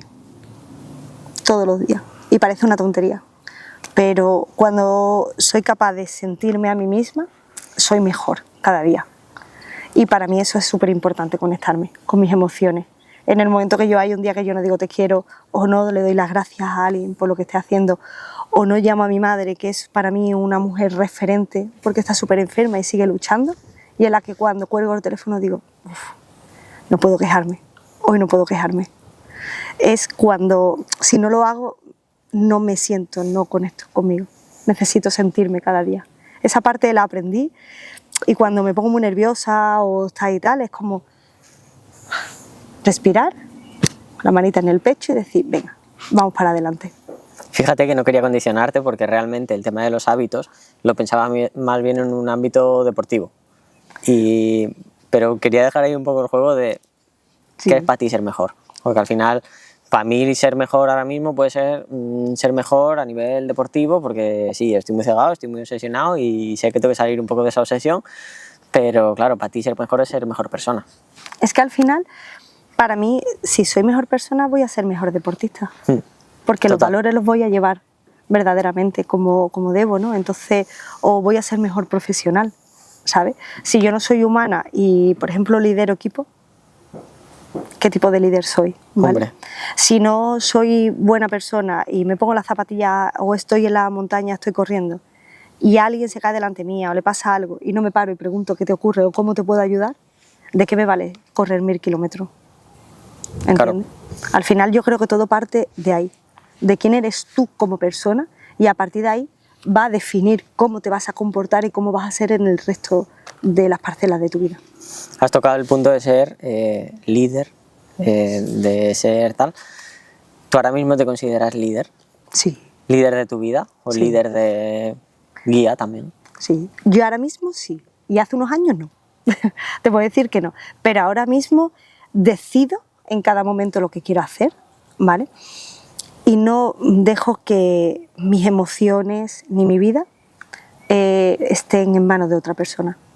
No. Yo decido, yo hago, respeto a todo el mundo y lo que quiero es que la gente me respete a mí. Yo no me meto en nada, voy en ese sentido, voy como muy a mi aire, no juzgo, intento no juzgar y sí que me considero líder de mi vida. Guay. En el último podcast, en el último episodio, hablaba con Óscar, que es el jefe, el CEO de Knockout, que él realmente ve ahora que la figura del jefe se está transformando en una figura de líder, pero por cómo hablaba y por cómo expresaba esa idea, se le ve que él no quiere ni ser jefe, ni ser dueño de nadie, lógicamente, y tampoco se le ve que quiera ser un líder que te imponga cosas.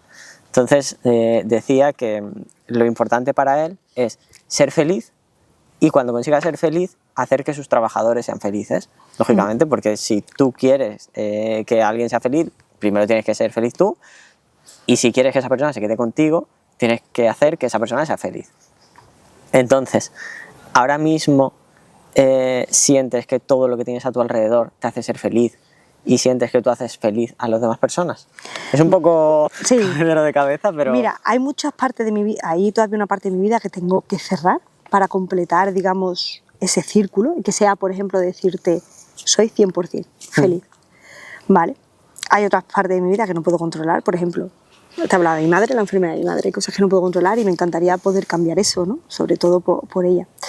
Pero sí soy una persona que siento que las personas que me rodean son felices cuando estoy, porque intento ayudarles en todo lo que puedo. Al final el líder, el buen líder es el que es capaz de acompañarte, escucharte, apoyarte, ¿vale? Yo no voy a dirigir tu vida por ti, no quiero, ni esa es la idea, no. Soy una persona muy democrática en ese sentido, entonces me gusta que las personas que están a mi alrededor se sientan bien. Yo soy una persona que me gusta entregarme, ¿vale?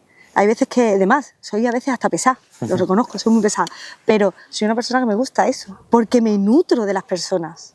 A lo mejor es mi parte egoísta de decir, porque yo necesito mucho de la gente, me encanta estar rodeada de personas y hablar y esto y lo otro y estar metida en todo, como aquel que dice en todo lo fregado, pero porque de cada persona aprendo. Yo creo que al final nuestra vida es como, decíamos, como una colcha de patchwork, ¿no? Y este es nuestro cuerpo y estas son nuestras vidas. Tú de esta persona le pones un cachito, de esta persona tienes otra, de esta persona, aunque no te guste, también lo colocas porque también te ha enseñado. Al final las experiencias, tanto buenas como malas, nos enseñan. Y eso somos las personas, experiencias. Sí, y que al final eso, si tú quieres ser líder de tu vida o ser líder de acompañar a otras personas, pues tienes que entender que no puedes dirigir la vida de nadie y que si ese alguien a quien tú diriges quiere tomar otro camino, que lo hablábamos antes, pues que tome ese camino y acompañarle a que encuentre un buen camino. Yo te diré que a veces me cuesta una cosa y es que me sale una parte un poco más protectora, ¿vale? Más de mano en jarra y decir, uy, y tengo que controlar, por ejemplo, el decir, espera un segundo, Sonia, que ya ibas tú a ponerte delante y ya ibas a sacar la armadura. No, espera un segundo, ¿vale? Y tengo que, por eso te digo, respiro, me siento y digo, vale, voy a meditar, esto tengo que cambiarlo, ¿no? Pero sí soy una persona que me gusta hacer que los demás sonrían y estén bien, es mucho más bonito. Y cambiar de camino, porque por lo que he estado investigando y por lo que me has contado, estudiaste magisterio, sí, ejerciste un poco, sí, porque un poco, nada más, sí. Y luego cambiaste un poco el rumbo de tu vida porque al final decidiste que eso era lo que te iba a hacer realmente feliz. Cuéntame un poco cómo fue esa experiencia de que tu vida va para un punto A y de repente lo mandas para un punto G, un punto H. Sí, bueno, un punto G es muy raro, un punto H. Como, bueno, esa soy yo, en muchos aspectos me encanta, ¿no? Era lo que te comentaba antes, me gusta reinventarme y me gusta cambiar de rumbo.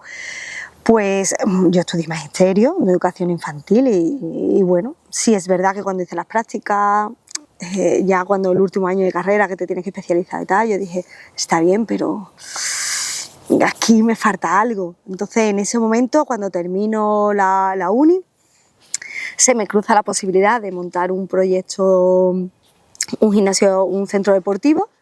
Yo no hacía deporte. Y tú dirás, ¿y cómo te metes ahí? Porque dije, ¡buah! Vaya reto, vaya reto. Y ahí empezó mi formación deportiva. En el 2006 empecé con mi formación deportiva y cambié completamente de rumbo. Luego en el 2017 volví a cambiar de rumbo a nivel profesional y ahora estoy en otro proceso. Entonces, como, ¿por qué no reinventarme? ¿Por qué no? Yo creo que hay personas que tienen súper claro, llega un momento en su vida en que tienen súper claro lo que quieren ser desde que son pequeños. Tú lo hablas y lo saben, ¿no? Es como que saben que han nacido para eso y yo siento que he nacido para muchas cosas. Entonces me encanta divertirme en mi vida, me encanta hacer cosas nuevas, estar en la cuerda floja y era lo que te decía, pues ¿por qué no? Hacer otro proceso y otro cambio radical en este sentido. Siempre ligado al deporte, desde que conocí el deporte siempre todo tiene que estar ligado al deporte porque me da la felicidad. Tengo una pregunta porque últimamente he escuchado mucho que las primeras ideas sobre lo que nos formamos, sinceramente es un poco absurdo este pensamiento, pero y sé lo que vas a responder, pero eso, que las primeras ideas en las que nos formamos son al final las que deciden nuestra vida, o sea, las que marcan el rumbo. Entonces, ¿tú en algún momento piensas que te podrías llegar a dedicar otra vez al mundo de la enseñanza? Sí. ¿Sí? Sí. Ostras, pensaba que no. Sí, porque a mí me encanta formar. Que no, ¿eh? Lo que pasa es que lo haría, yo hice formación de adulto, de monitor deportivo, y para mí fue la experiencia a nivel de formación brutal, que yo disfruté muchísimo. ¿Por qué? Porque para mí la enseñanza es transformación. Es como cuando doy una conferencia. Yo doy las conferencias y me encanta porque transformo mentes, ¿vale? Por eso me encanta, por ejemplo, cuando lidero equipo, porque transformo equipo. Entonces a mí lo que me gusta es transformar. Y para mí la enseñanza es ese proceso de transformación.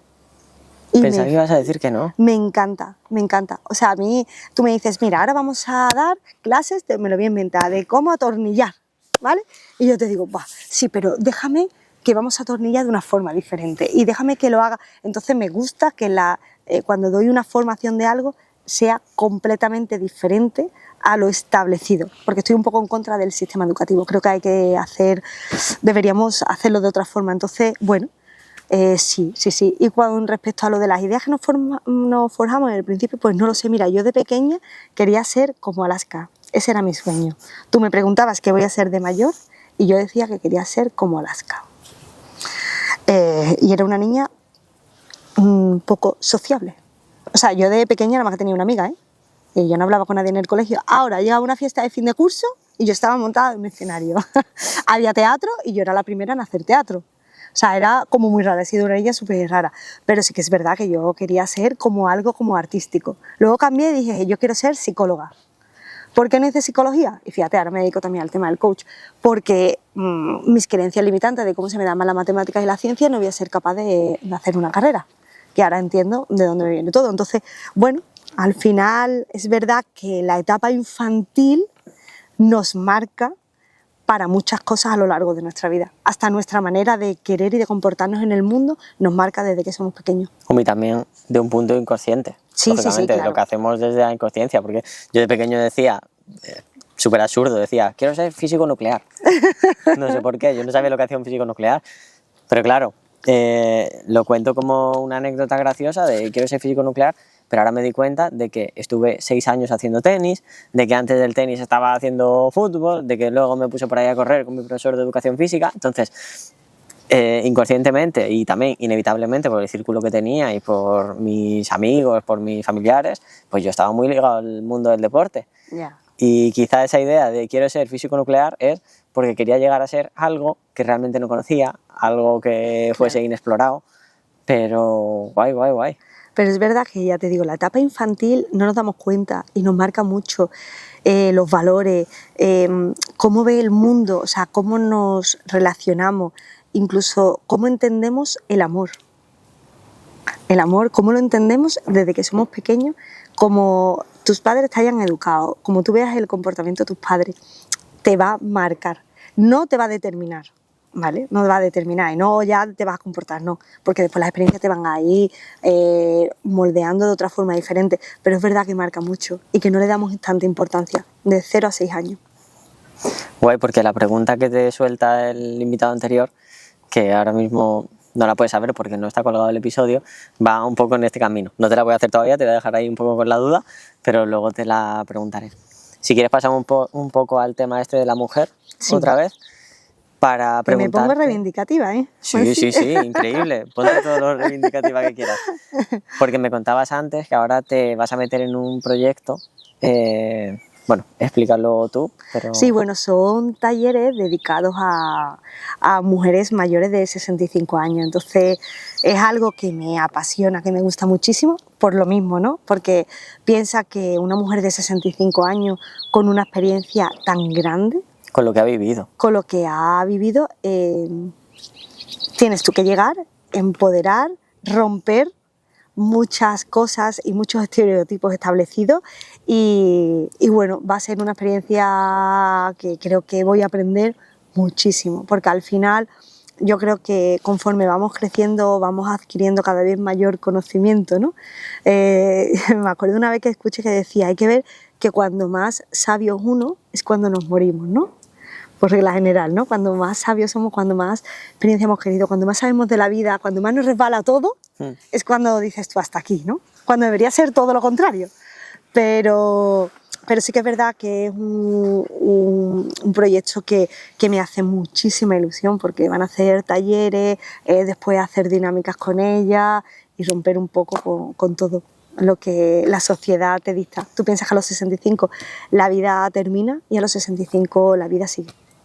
Claro, y sobre todo el tema ese de cambiar la mentalidad. Bueno, no todas las personas de más de 65 años tienen una mentalidad antigua, pero creo que gran parte puede llegar a tener esa mentalidad por vivencias y porque al final una persona que ha estado viviendo más de la mitad de su vida en un ambiente machista, en un ambiente de, pues quizás depende del sitio donde iba, de guerra, de lo que sea, cambiarle la mentalidad a lo contrario o moldearle un poco, hacerle ver que realmente no vive en un mundo así, tiene que ser muy complicado.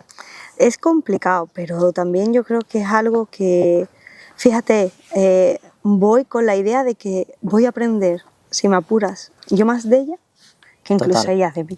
¿Sabes lo que te digo? Y voy a eso, a aprender muchísimo. Pero es difícil porque, claro, ¿cómo le explicas que por qué no son ellas las que van a contar ahora su propia historia? Porque yo es lo que quiero, ¿sabes? Y si no han tenido su propia historia, es su momento de crear su propia historia, su propio proyecto. Y a lo mejor el proyecto es, me voy a apuntar, ¿qué te digo yo?, a taller de pintura, no lo sé. O me voy a apuntar por primera vez a clases de actividad física, deportiva. O voy, da igual, pero es que rompan muchas barreras. Que ojo, que a lo mejor, Juan, si te llamo te digo, Juan, si te equivocas, esta gente me están empoderando a mí y tal, y guau, que, ¿sabes? Que al final voy con una pretensión, pero la vida seguro que se encarga de darle la vuelta y que aprenda otra, ¿no? Pero sí, que son talleres que me hacen muchísima ilusión. Guay. Que al final vas a hacer que otras personas crucen su desierto, poniéndonos ahí un poco filosóficos. Totalmente. Pero sí. ¿Y en qué punto piensas que estamos ahora en el ámbito de la mujer? Uf. Sobre todo en el mundo del deporte. Si te quieres meter en la sociedad, métete, ¿eh? No, que entonces no terminamos y aquí te cierran el canal. Como yo me ponga a dar los siéntete libre de discursos, decir lo que quieras. como yo me puedes ponga a dar decir- los discursos, no cierra. No, broma, aparte, a ver, en el mundo del deporte hemos avanzado muchísimo. La verdad, las cosas como son. Yo recuerdo antes y cada vez se escucha menos. Me acuerdo cuando yo empecé a correr y tal, tenía amigos y para mí era súper gracioso. Fíjate a lo que te vengo a referir. Cuando a lo mejor salíamos en bicicleta y me decía, el día que me gane Sonia, yo dejo la bicicleta, porque a mí que me gane una mujer, y yo me reía. Imagínate, ¿no? Es algo como que tú dices, qué gracioso es mi amigo. Pues no, y ahora lo pienso y digo, de verdad. No es, porque no eres consciente muchas veces de lo que te está ocurriendo, ¿no? Es como lo tienes tan integrado que no eres capaz de despertar de eso, y en el momento que despiertas dices tú, ostras, de lo que estoy rodeada, ¿no? Entonces sí que es verdad que en el deporte se va derribando, ¿vale? Que por fin las carreras ya empiezan a retransmitir a los 3 primeros y a las 3 primeras, por ejemplo, ¿vale?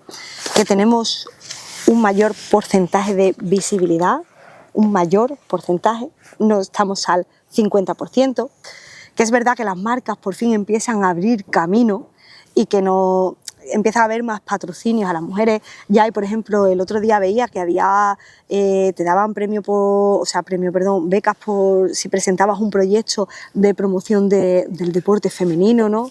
Que todavía hay una barrera muy grande con las niñas de 15 y 16 años que dejan el deporte a esa edad porque quieren meterse en otras historias, tal. Entonces hay que seguir impulsando el deporte de muchas maneras, invertir en muchas políticas sociales, que no haya tanta discriminación, porque a día de hoy sigue habiéndolo. Y mira que hemos evolucionado, mira que tenemos mucha información, pero todavía estamos muy atrasados con respecto a lo que deberíamos estar en el siglo en el que estamos. Entonces nos queda mucho camino por recorrer, pero sí que es verdad que te diré que había todavía una pequeña brecha, pero que poco a poco se va cerrando. No es tan amplia como la que yo conozco. Entonces, ¿sientes que estamos ahora mismo en un momento positivo?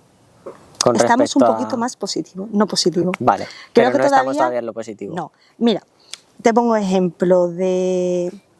Me sorprendí y agradezco enormemente, fui a hacer la maratón de la Gran Canaria y cuando yo leí que los habituallamientos iba a haber pues lo que era el kit para las chicas, Justo lo hablábamos en un episodio. dije, Mm. y esto es algo como que tú dices, y no debería ser así. O sea, eso debería ser algo que en todas las carreras está ya, porque si fuera cosa de hombre, ya te digo yo que estarían todas, en Desde todas el las minuto carreras, ¿vale? Desde el minuto 1. La ropa, seguimos con la ropa, las tallas, otra vez con el tema de unisex, que no, esto no es unisex, que yo me pongo las tallas de hombre. Entonces no me vendas, dime, mira, esto es tallaje de hombre, y es lo que va a ver las carreras. Yo me callo, pero no me vengas a venderme la moto y decir que es unisex porque es mentira, ¿vale? Y aún todavía no tenemos esa visibilidad que necesitamos. El otro día mismo con mi sobrino, empieza a hablarme, le encanta el fútbol. Y sale que a Jenny Hermoso, por ejemplo, no la habían convocado, etcétera, etcétera. Y le digo, Aitor, ¿qué opinas de esto? Mi sobrino habla de todo, de política y de todo. Dice, no sé, tita, no sigo tanto el fútbol femenino. Le digo, ¿no? ¿Por qué? Y me dice, tita, ¿tú lo ves en la tele? Pues no lo echan igual, ¿sabes? Y dices tú, ostras, ¿cómo queremos que sean referentes? Necesitamos que impulsen a esos referentes femeninos, que los hay, ¿vale? Porque los hay. Entonces, si una niña de 15 años ve que hay por delante una chica que está corriendo y tal, que no sé qué, no sé cuánto, va a decir, yo quiero ser como ella. Porque al final el ser humano tiende a identificarse, necesita identificarse con algo. Entonces, pues necesitas una referencia. Entonces, claro. Si no lo ven, ¿cómo queremos que haya más deporte femenino? ¿Cómo queremos que haya ese auge? Si es que no lo hay. Entonces, todavía, y además, yo siempre lo diré, necesitamos, si nosotras estamos, digamos, peleando por la igualdad, necesitamos que el hombre, porque la igualdad no va solamente de mujeres, la igualdad es hombres y mujeres, y necesitamos a los hombres, ¿me entiendes? Necesito que los hombres también reivindiquen las redes sociales y que también compartan posts de chicas, y no que seamos las chicas las que comparten los posts de chicos. Total. Total. Yo lo digo, os necesitamos. Yo cuando me dicen, no, es que tú eres, no, yo necesito a los hombres. Necesito que los hombres estén ahí con nosotras. Pero no en plan, como yo veo en las carreras a veces, ay, ten cuidadito, no te vayas a caer, tan que no necesito, que yo ya tengo un padre. Yo se lo dije una vez a uno en la carrera, chico, que te lo agradezco enormemente, ¿vale? Pero tengo más años que una puerta, muchos más años que tú, ya llevo muchísima experiencia, que yo te lo agradezco, pero es que ya tengo un padre, ¿vale? Está allí en mi casa, no necesito otro, no te comportes en plan paternalista, hay que ver cómo eres. Es que yo no lo estoy siendo, yo no me comporto como una madre contigo, ¿no? Porque doy por hecho que eres lo suficientemente capaz de hacerlo. ¿Por qué crees que yo no soy capaz de hacerlo? Si tú me tratas así, ¿por qué tú crees que no soy capaz de hacerlo? La cosa es que a ti el hecho de que te traten así no te va a hundir, pero a una persona que quizás no ha creado esa fortaleza mental, el hecho de que la intenten tratar de una forma un poco más paternalista, pues la puede llegar a hundir y hacer que pues una chica que esté empezando a correr, por ejemplo, por montaña, de repente en una carrera se cae y se encuentra con alguien que a mayores de intentar animarle, lo que está ahí es, pues eso, con esas charlas paternalistas. Pues a lo mejor en la próxima carrera no va por miedo a caerse o no sale a entrenar sola porque no tiene a alguien que le proteja, por esa poca fortaleza mental que no tiene construida todavía y se la han terminado de hundir. Al final, pero eso son cosas que tú no eres consciente. Hasta que un día claro. Eres consciente y dices, espera, ¿qué está ocurriendo? ¿Vale? ¿Qué está pasando? Entonces, es verdad que poco a poco estamos cambiando y se está cambiando, y tú ves que en el trail running, por ejemplo, cada vez hay más mujeres. Joder, a mí me da una alegría, yo cada vez que lo veo digo, ¡buah! Y chicas jóvenes, ¿no? ¿Qué te pasa? A mí me levantan las pegatinas, digo, mira cómo va, tío, y te las ves, y a mí me entra un orgullo, una emoción, que digo, qué bonito, ¿sabes? Cuando las ves correr, pero todavía hay que seguir derribando ciertas cositas. A mí me pasa en las carreras, por ejemplo, yo soy una persona que yo siempre llevo mis labios en rojo. Yo siempre llevo mis labios. Me encanta. Para mí es el rojo pasión, el rojo de empoderamiento, y me lo pongo desde que desde que empecé a correr, me pinté una vez los labios y ya siempre me lo pongo, ¿no? Pues yo sigo yendo a carreras y hay gente que te dice, ¡ah, mira qué guapa va esa chiquilla! Y tú, gracias. Y ahora que dice, mírala cómo va esa. Mírala, ¿dónde irá? ¿A dónde voy? ¿Qué? A correr, a ganarte. ¿Sabes a dónde voy? ¿Qué? Y luego, como yo digo, yo me pinto porque quiero. Pero imagínate que yo me pintase porque yo voy a ligar. ¿Y qué si fuese a ligar? ¿Dónde está el problema? Yo voy a lo que a mí me da la gana, como tú vas a lo que a ti te da la gana. Quiero decir que al final, y a un hombre nadie le dice si va. Y yo los veo. Y van súper guapos, y yo súper apretaditos, sus gafas blancas ahí, todo grande, su visera hiper mona, hecho un pincel súper mono. Y yo no voy a decir, mira ese, ¿a dónde va? Sin embargo, una mujer, el puntillazo, como diría mi madre, siempre nos lo dan, ¿sabes? Yo lo vivo en las carreras y hay veces que me da ganas de volverme como una energúmena, pero digo, mira, ya está, todo cae por su propio peso y se acabó. Hombre, tristemente no merece la pena siempre el hecho de volverse, pero bueno, sí. Pero molesta, entonces hay cositas que todavía hay que pulir, pero bueno, poco a poco es verdad que hemos avanzado. Y muchos temas también que es, bueno, quizá son un poco polémicos, pero el hecho de que un hombre pues tome hábitos o costumbres o haga cualquier cosa que están hechos para mujeres en la sociedad antigua, sí. Como puede ser pintarse unas uñas para ir a hacer una carrera o lo que sea, y te miren con cara rara por eso. Sí. O sea, miran con cara rara a la mujer si va súper arreglada, miran con cara rara al hombre si hace algo femenino. ¿Sí? Es que realmente no estás atacando a esa mujer, estás atacando a todo lo que engloba lo femenino en tu mente. Claro. Al final tenemos unos estereotipos y a eso hay una discriminación. O sea, al final, ahí ya no hablamos ya de desigualdad, sino de discriminación de género. Claro. Y eso es una discriminación en toda regla, ¿me entiendes? Y que no se me entienda que diga que el tema de pintarse las uñas es femenino, ni mucho menos. No, a ver, quiero salirme un poco de este... Sí. Al final la sociedad si te das cuenta, ha puesto que el hombre tiene que hacer cosas de fuerte, ser rudo, fuerte, tal, no sé qué, ¿sabes? Que él es el que tiene la fortaleza física, él es el seguro, el confiado, el líder por naturaleza, y la mujer tiene que ser la empática siempre, la dulce, la dócil, la que hace todo, tal, ¿entiendes? Claro, la que se le da bien otro tipo de cosas. Es, por ejemplo, cuando una mujer, tú te lo ves en carrera, y está metida y tal, y no sé qué, y pasa, es que la mujer hay que ver lo competitiva que sois. Y el hombre no es competitivo. Y además, ¿qué competitiva soy? ¿Pero por qué es malo ser competitivo? ¿Por qué? ¿Sabes? Yo te empujo, yo te hago algo, otra cosa es que vaya pegando codazos, pero si yo estoy compitiendo y quiero ir a ganar, ¿por qué no? Porque es malo en mí, que soy mujer, y no es malo en ti, que eres hombre. ¿Dónde está la diferencia? Claro. Porque es que yo no lo veo, ¿sabes? A nosotras es como, estás en una reunión y si tú te pones seria, es que hay que ver, es que eres muy masculina cuando te pones así. Que me pongo como. Entonces, son cosas que todavía a día de hoy sigue existiendo y hay que ir poco a poco pues quitando. Y eso solamente lo podemos quitar con educación. Sí. Y a eso me refiero. ¿Por qué tiene que existir lo masculino y lo femenino? ¿Y por qué, dentro de que tenga que existir eso, porque se ha encabezado a la gente que tiene que existir, por qué lo femenino tiene que ser lo malo? Ya.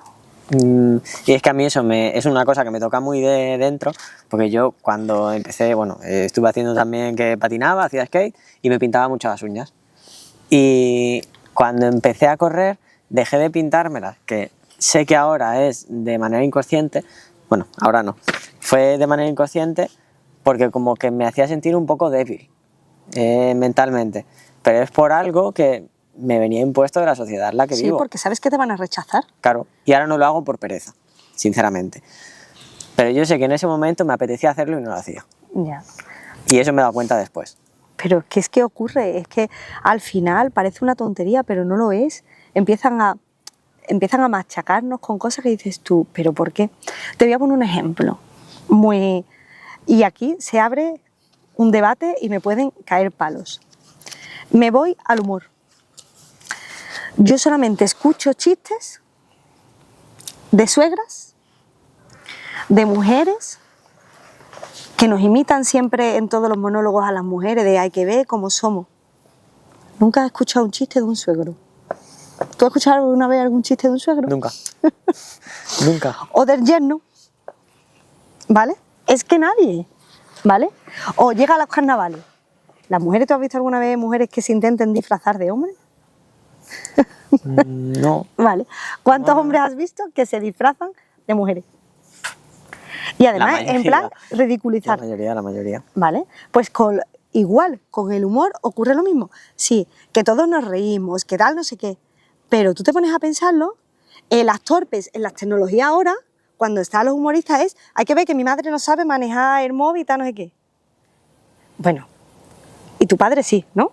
Pues estoy segura que a tu padre le pasa igual que a tu madre, si es de la generación como los míos, que se han criado en que no había tecnología y que ha llegado ahora y que les ha venido súper grande. Pero las mujeres somos las torpes. ¿Entiendes? Entonces como... Y sí, todos nos reímos, pero un momento, señores, un momento, espera, vamos a poner los pies en la tierra. Sí. Que está bien, que yo me río, pero... Ostras, que cuando voy a ver un chiste de que no sea de una mujer, o que somos las que siempre nos quejamos en CrossFit, como el otro día veía un monólogo que nos quejamos, pues yo no cojo peso, pues yo no sé qué, pues yo no sé cuánto, para arriba abajo. Yo he dado 10 años clase en un gimnasio y las que me entrenaban a muerte eran las mujeres, ¿vale? Y las que querían que tú le dieras caña eran las mujeres. Y yo voy a carreras y no he escuchado todavía, en los años que llevo corriendo, a ninguna mujer decir ¿qué hago aquí? O resoplar.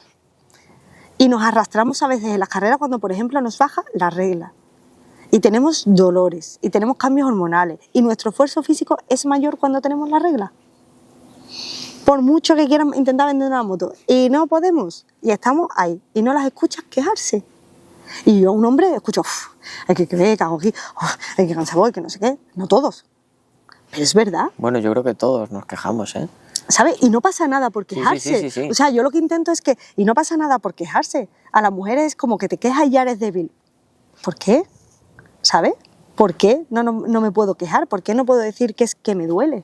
En el momento que es que ya te estás quejando. La típica frase de te quejas más que una paría.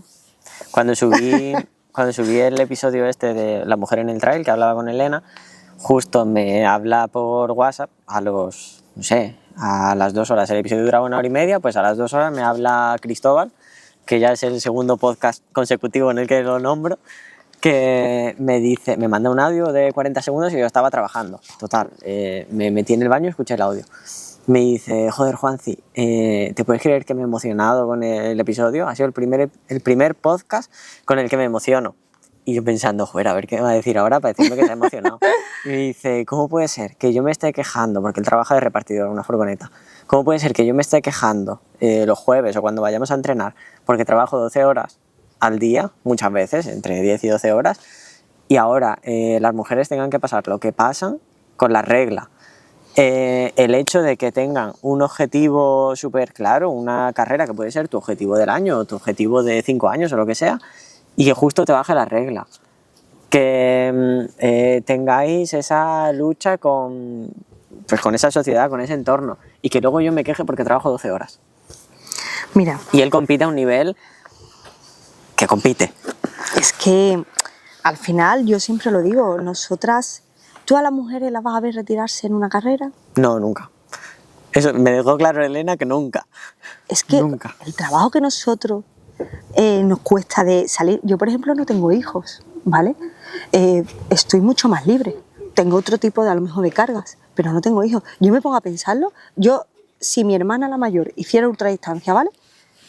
Se levanta todos los días a las 6 de la mañana, se va a trabajar, viene a las 5, recoge a uno, lo lleva a las extraescolares, recoge a la otra, la lleva no sé qué. Ahora, porque se va al gimnasio, si tuviera que irse a correr los fines de semana, levantarse temprano, ¿tú crees que mi hermana, por ejemplo, en una carrera, con el trabajo que le ha costado llegar hasta ahí y todo lo que supone, porque ya no es el esfuerzo físico, es el esfuerzo mental y las autocargas que tenemos, y las cargas que tenemos, las autocargas y las cargas que tenemos por la sociedad, de que yo dejo a mis hijos, que hay que ver que no sé qué, que es que me tengo que ir, que por eso hay un grupo que, de verdad, apoyo para que lo veáis en Instagram, que se llaman Malas Madres, que hablan de eso, de la conciliación familiar, de todas las cargas mentales que tiene la mujer y de tal. ¿Tú crees que con el trabajo que le ha costado esa mujer se va a retirar? Claro. Pelea como si no hubiera un mañana, porque además tiene hiper claro su objetivo y tiene un motivo muy fuerte detrás. A esa no la para nadie. Ya se le pongan 20 leones por delante, que es que ni los va a ver, va a seguir, va a cruzar por delante de ellos y se van a retirar. O sea, quiero decirte que las mujeres tenemos mucho componente, mucho encima. Entonces, tenemos una fuerza que nos hace imparables, como yo digo, y hasta que no nos demos cuenta de eso, pues no seremos más fuertes todavía de lo que somos a día de hoy. Sí, pero bueno, por suerte va así un poco el Sí. mundo hacia arriba, Sí, sí, que sí, menos sí. mal que va así y no va así ni así. No, hombre, que tú nada más que Entonces- tienes que poner que ahora, a día de hoy, es verdad que estamos cambiando, pero todavía hay muchas cosas que cambiar. Yo, por ejemplo, la tele suprimiría muchísimas cosas. Pues ya ves. ¿Por qué? Tú pones un anuncio y hay 20 colonias de mujeres, 20 cremas para la cara porque te tienes que quitar las arrugas, no sé por qué.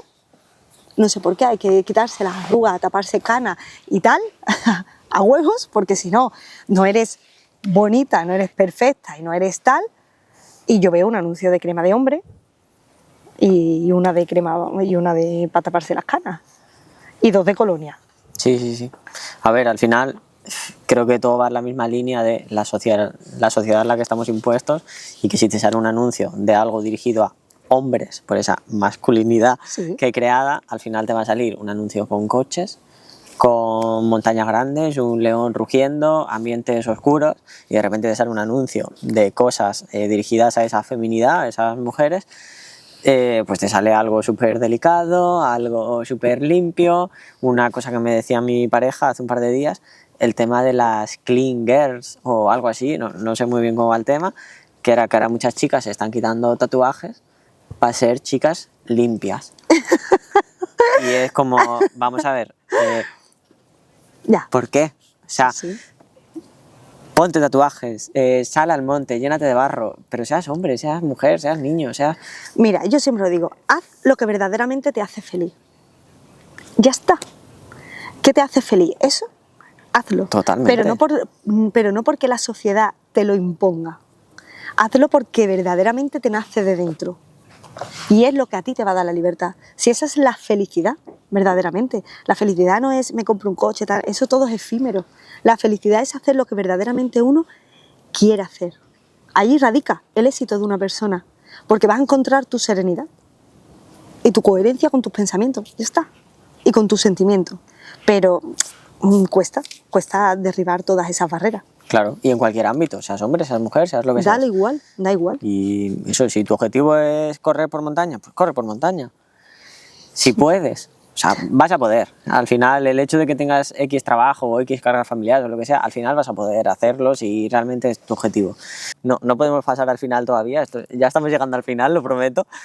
Pero, como siempre, se está repitiendo una dinámica, una mini sección que estoy haciendo aquí en el podcast, que es, me apunto unas frases que Sí. veo por ahí, o bien en tus redes sociales, o a lo mejor frases que me surgen.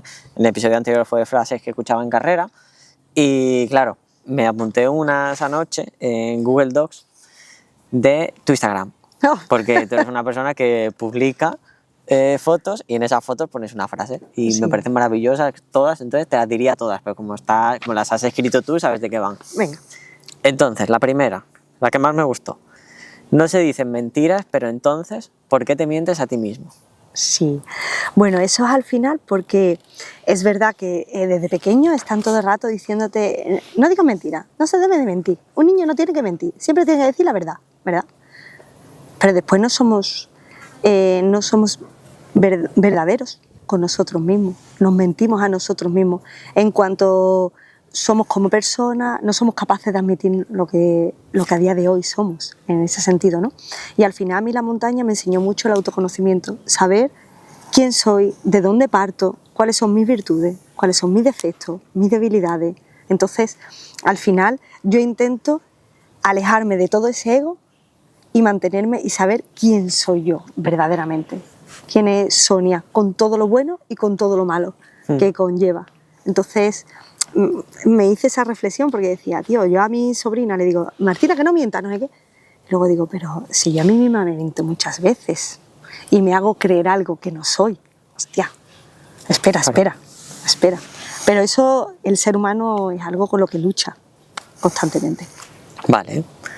La segunda frase era, cuando cambias la visión de una competición, transformas el resultado. Sí, para mí eso es súper importante y es algo que el deportista, cuando tú a un deportista lo liberas de la presión, va a cambiar el resultado y la forma de ver la competición. Si tú la competición la ves como algo negativo, como algo que te genera un estrés increíble, que no vas a saber llevarlo, todo lo que eso conlleva, al final el resultado puede que te salga bien, pero la mayor parte de los casos suele salir mal. Mal para lo que tú querías, ¿entiendes? Porque al final nos altera, nos ponemos nerviosos y eso nos afecta a todo lo que es el sistema nervioso con todo lo que conlleva. Se nos sube el pulso, el cortisol disparado, problemas intestinales, dolores que nunca has tenido de repente te salen. Entonces, cuando eres capaz de ver la competición de una forma completamente diferente, todo va a mejorar, porque te vas a liberar, vas a decir, espera, que yo esto lo hago porque quiero, esto es lo que a mí me da la felicidad, voy a salir a dar lo mejor de mí. Y llegará lo que tenga que llegar. Y es así. Y al final todo sale. Pero eso para toda la vida. Claro. Como tú quieras enfocar Para la vida, todo. así será. Y las otras dos frases realmente es de cuando ponías una especie de titular y luego lo describías abajo, que es la primera, volver a soñar. Sí. Porque pienso, perdón que te corte, pienso que al final, por lo menos así lo veo yo, nuestro propósito de vida debe ser no distinguir entre el momento en el que estamos cumpliendo nuestro sueño con el momento en el que estamos viviendo nuestra vida. O sea, que se fusione los conceptos sueño y vida. Entonces, volver a soñar. Porque hubo un momento de mi vida en el que estaba como muy perdida. No me encontraba, no sentía que estaba conectada conmigo, con mucha esa apetencia por todo, el deporte no iba, las lesiones no me dejaba, era como, no encuentro mi camino, no sé qué quiero. Y es verdad que poco a poco te vas dando cuenta que soñar es algo, sí, súper efímero, pero todo el mundo tiene que tener un sueño, aunque sea voy a llegar a mi casa y me voy a comer un plato de lentejas. Que está muy bien. Da igual, ¿sabes? Pero todo el mundo tiene que tener algo por el que levantarte cada día. Yo creo que el ser humano cuando tiene un objetivo claro es mucho mejor. Cuando dicen la fe mueve montaña, pues es así, ¿no? La fe es algo inquebrantable en el ser, que es lo que te va a hacer conseguir las cosas. Y es lo que nos une a todos en el mundo. Da igual la religión, da igual el género, da igual la raza, da lo mismo. La fe es lo único que une al ser humano. Y la frase que más me gusta, a la vez la que menos también, curiosamente, enfrentarse a la vida. Sí, porque yo creo que a la vida hay que mirarla de frente, pero es tan difícil con todo lo bueno y con todo lo malo. Y muchas personas, y además hay que enfrentarse con valentía, con coraje, con ser capaz de, aunque te vengan cosas que no te gustan, ser capaz de hacerlas, ¿no? Porque al final es lo que te vas a llevar cuando no te vayas de aquí. Pero no todo el mundo es capaz de enfrentarse porque no tiene las herramientas necesarias y es una pena. ¿Cuántos talentos se habrán quedado por ahí por no ser capaz de dar ese paso hacia adelante? Vale, y bueno, hasta aquí este mini trozo, porque tampoco sabía que íbamos a tocar muchos temas guays durante la charla, así que así sin más preámbulos te voy a soltar la pregunta que te suelta Paco, sin saber que ibas a ser tú la siguiente invitada, que bueno, ya lo hemos tocado un poco. ¿Qué le dirías a tu yo de 12 años? Oh. Buah. Uf. Es que a mi yo de 12 años era complicado. Yo era una niña, no tiene nada que ver a lo que tú estás viendo aquí enfrente. Era una niña reservona, muy rebelde, estaba en un colegio que no me gustaba. Imagínate, yo estudié en el colegio que era donde únicamente me pudo meter mi madre porque era donde había plaza, ¿no? Y era de doctrina cristiana y yo no hice ni la comunión, o sea, imagínate, ¿no? Me enfrenté a todo el colegio. Entonces,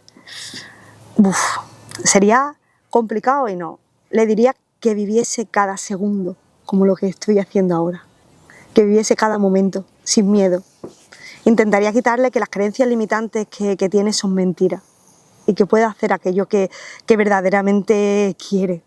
Porque cuando tú quieres algo de verdad, ya se te puede poner por delante que tú lo vas a intentar conseguir, como sea. Y si no lo consigues, estarás orgulloso y orgullosa de haberlo intentado. Y ahí es donde vas a aprender, ahí. Y si no lo consigues, no importa, vas a aprender tantas cosas que te van a impulsar a hacer otras. Y ahí será donde está tu camino. Qué guay, qué profundo. ¿Sí? Sí. Y quizás una pregunta que le quieras soltar al siguiente invitado. Sí, mira, yo siempre me gusta preguntar cuando tengo, a lo mejor, si es deportista, ¿no? Tal, me gusta mucho la visión de qué es el éxito para una persona. Porque hay gente que asocia el éxito con el, pues, ¿qué te digo yo? Pues con conseguir títulos, otros con conseguir un trabajo, otros con alimentar a sus hijos, otros con, no sé, conseguir una pareja, otro, da igual, ¿no? ¿Qué es para esa persona el éxito? Vale, guay, es una pregunta súper guay. Pues si no tienes nada más que decir. Yo creo que hemos hablado, yo no sé, yo he perdido la cuenta, pero vamos. Sí, hemos estado por ahí 1 hora y media más o menos. Pero vale, yo lo digo abiertamente, la charla que más me ha gustado hasta ahora. O sea, me he quedado así con la boca abierta todo el rato escuchando porque increíble.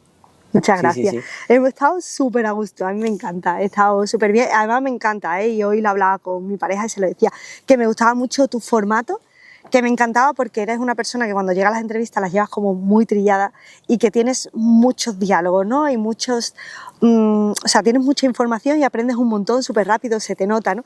Entonces da gusto cuando te encuentras a personas así tan abiertas y que vienen como aquel que dice con los deberes hechos y dispuestas a aprender y a dar. Y eso es lo que yo he sentido contigo. Así que Pues muchas gracias a ti. Al final yo lo que quiero aquí es aprender de la persona que tengo delante y creo que si yo aprendo de esa persona, pues las personas que lo escuchen van a aprender, inevitablemente, lógicamente. Pues apretón de manos. Muchas gracias.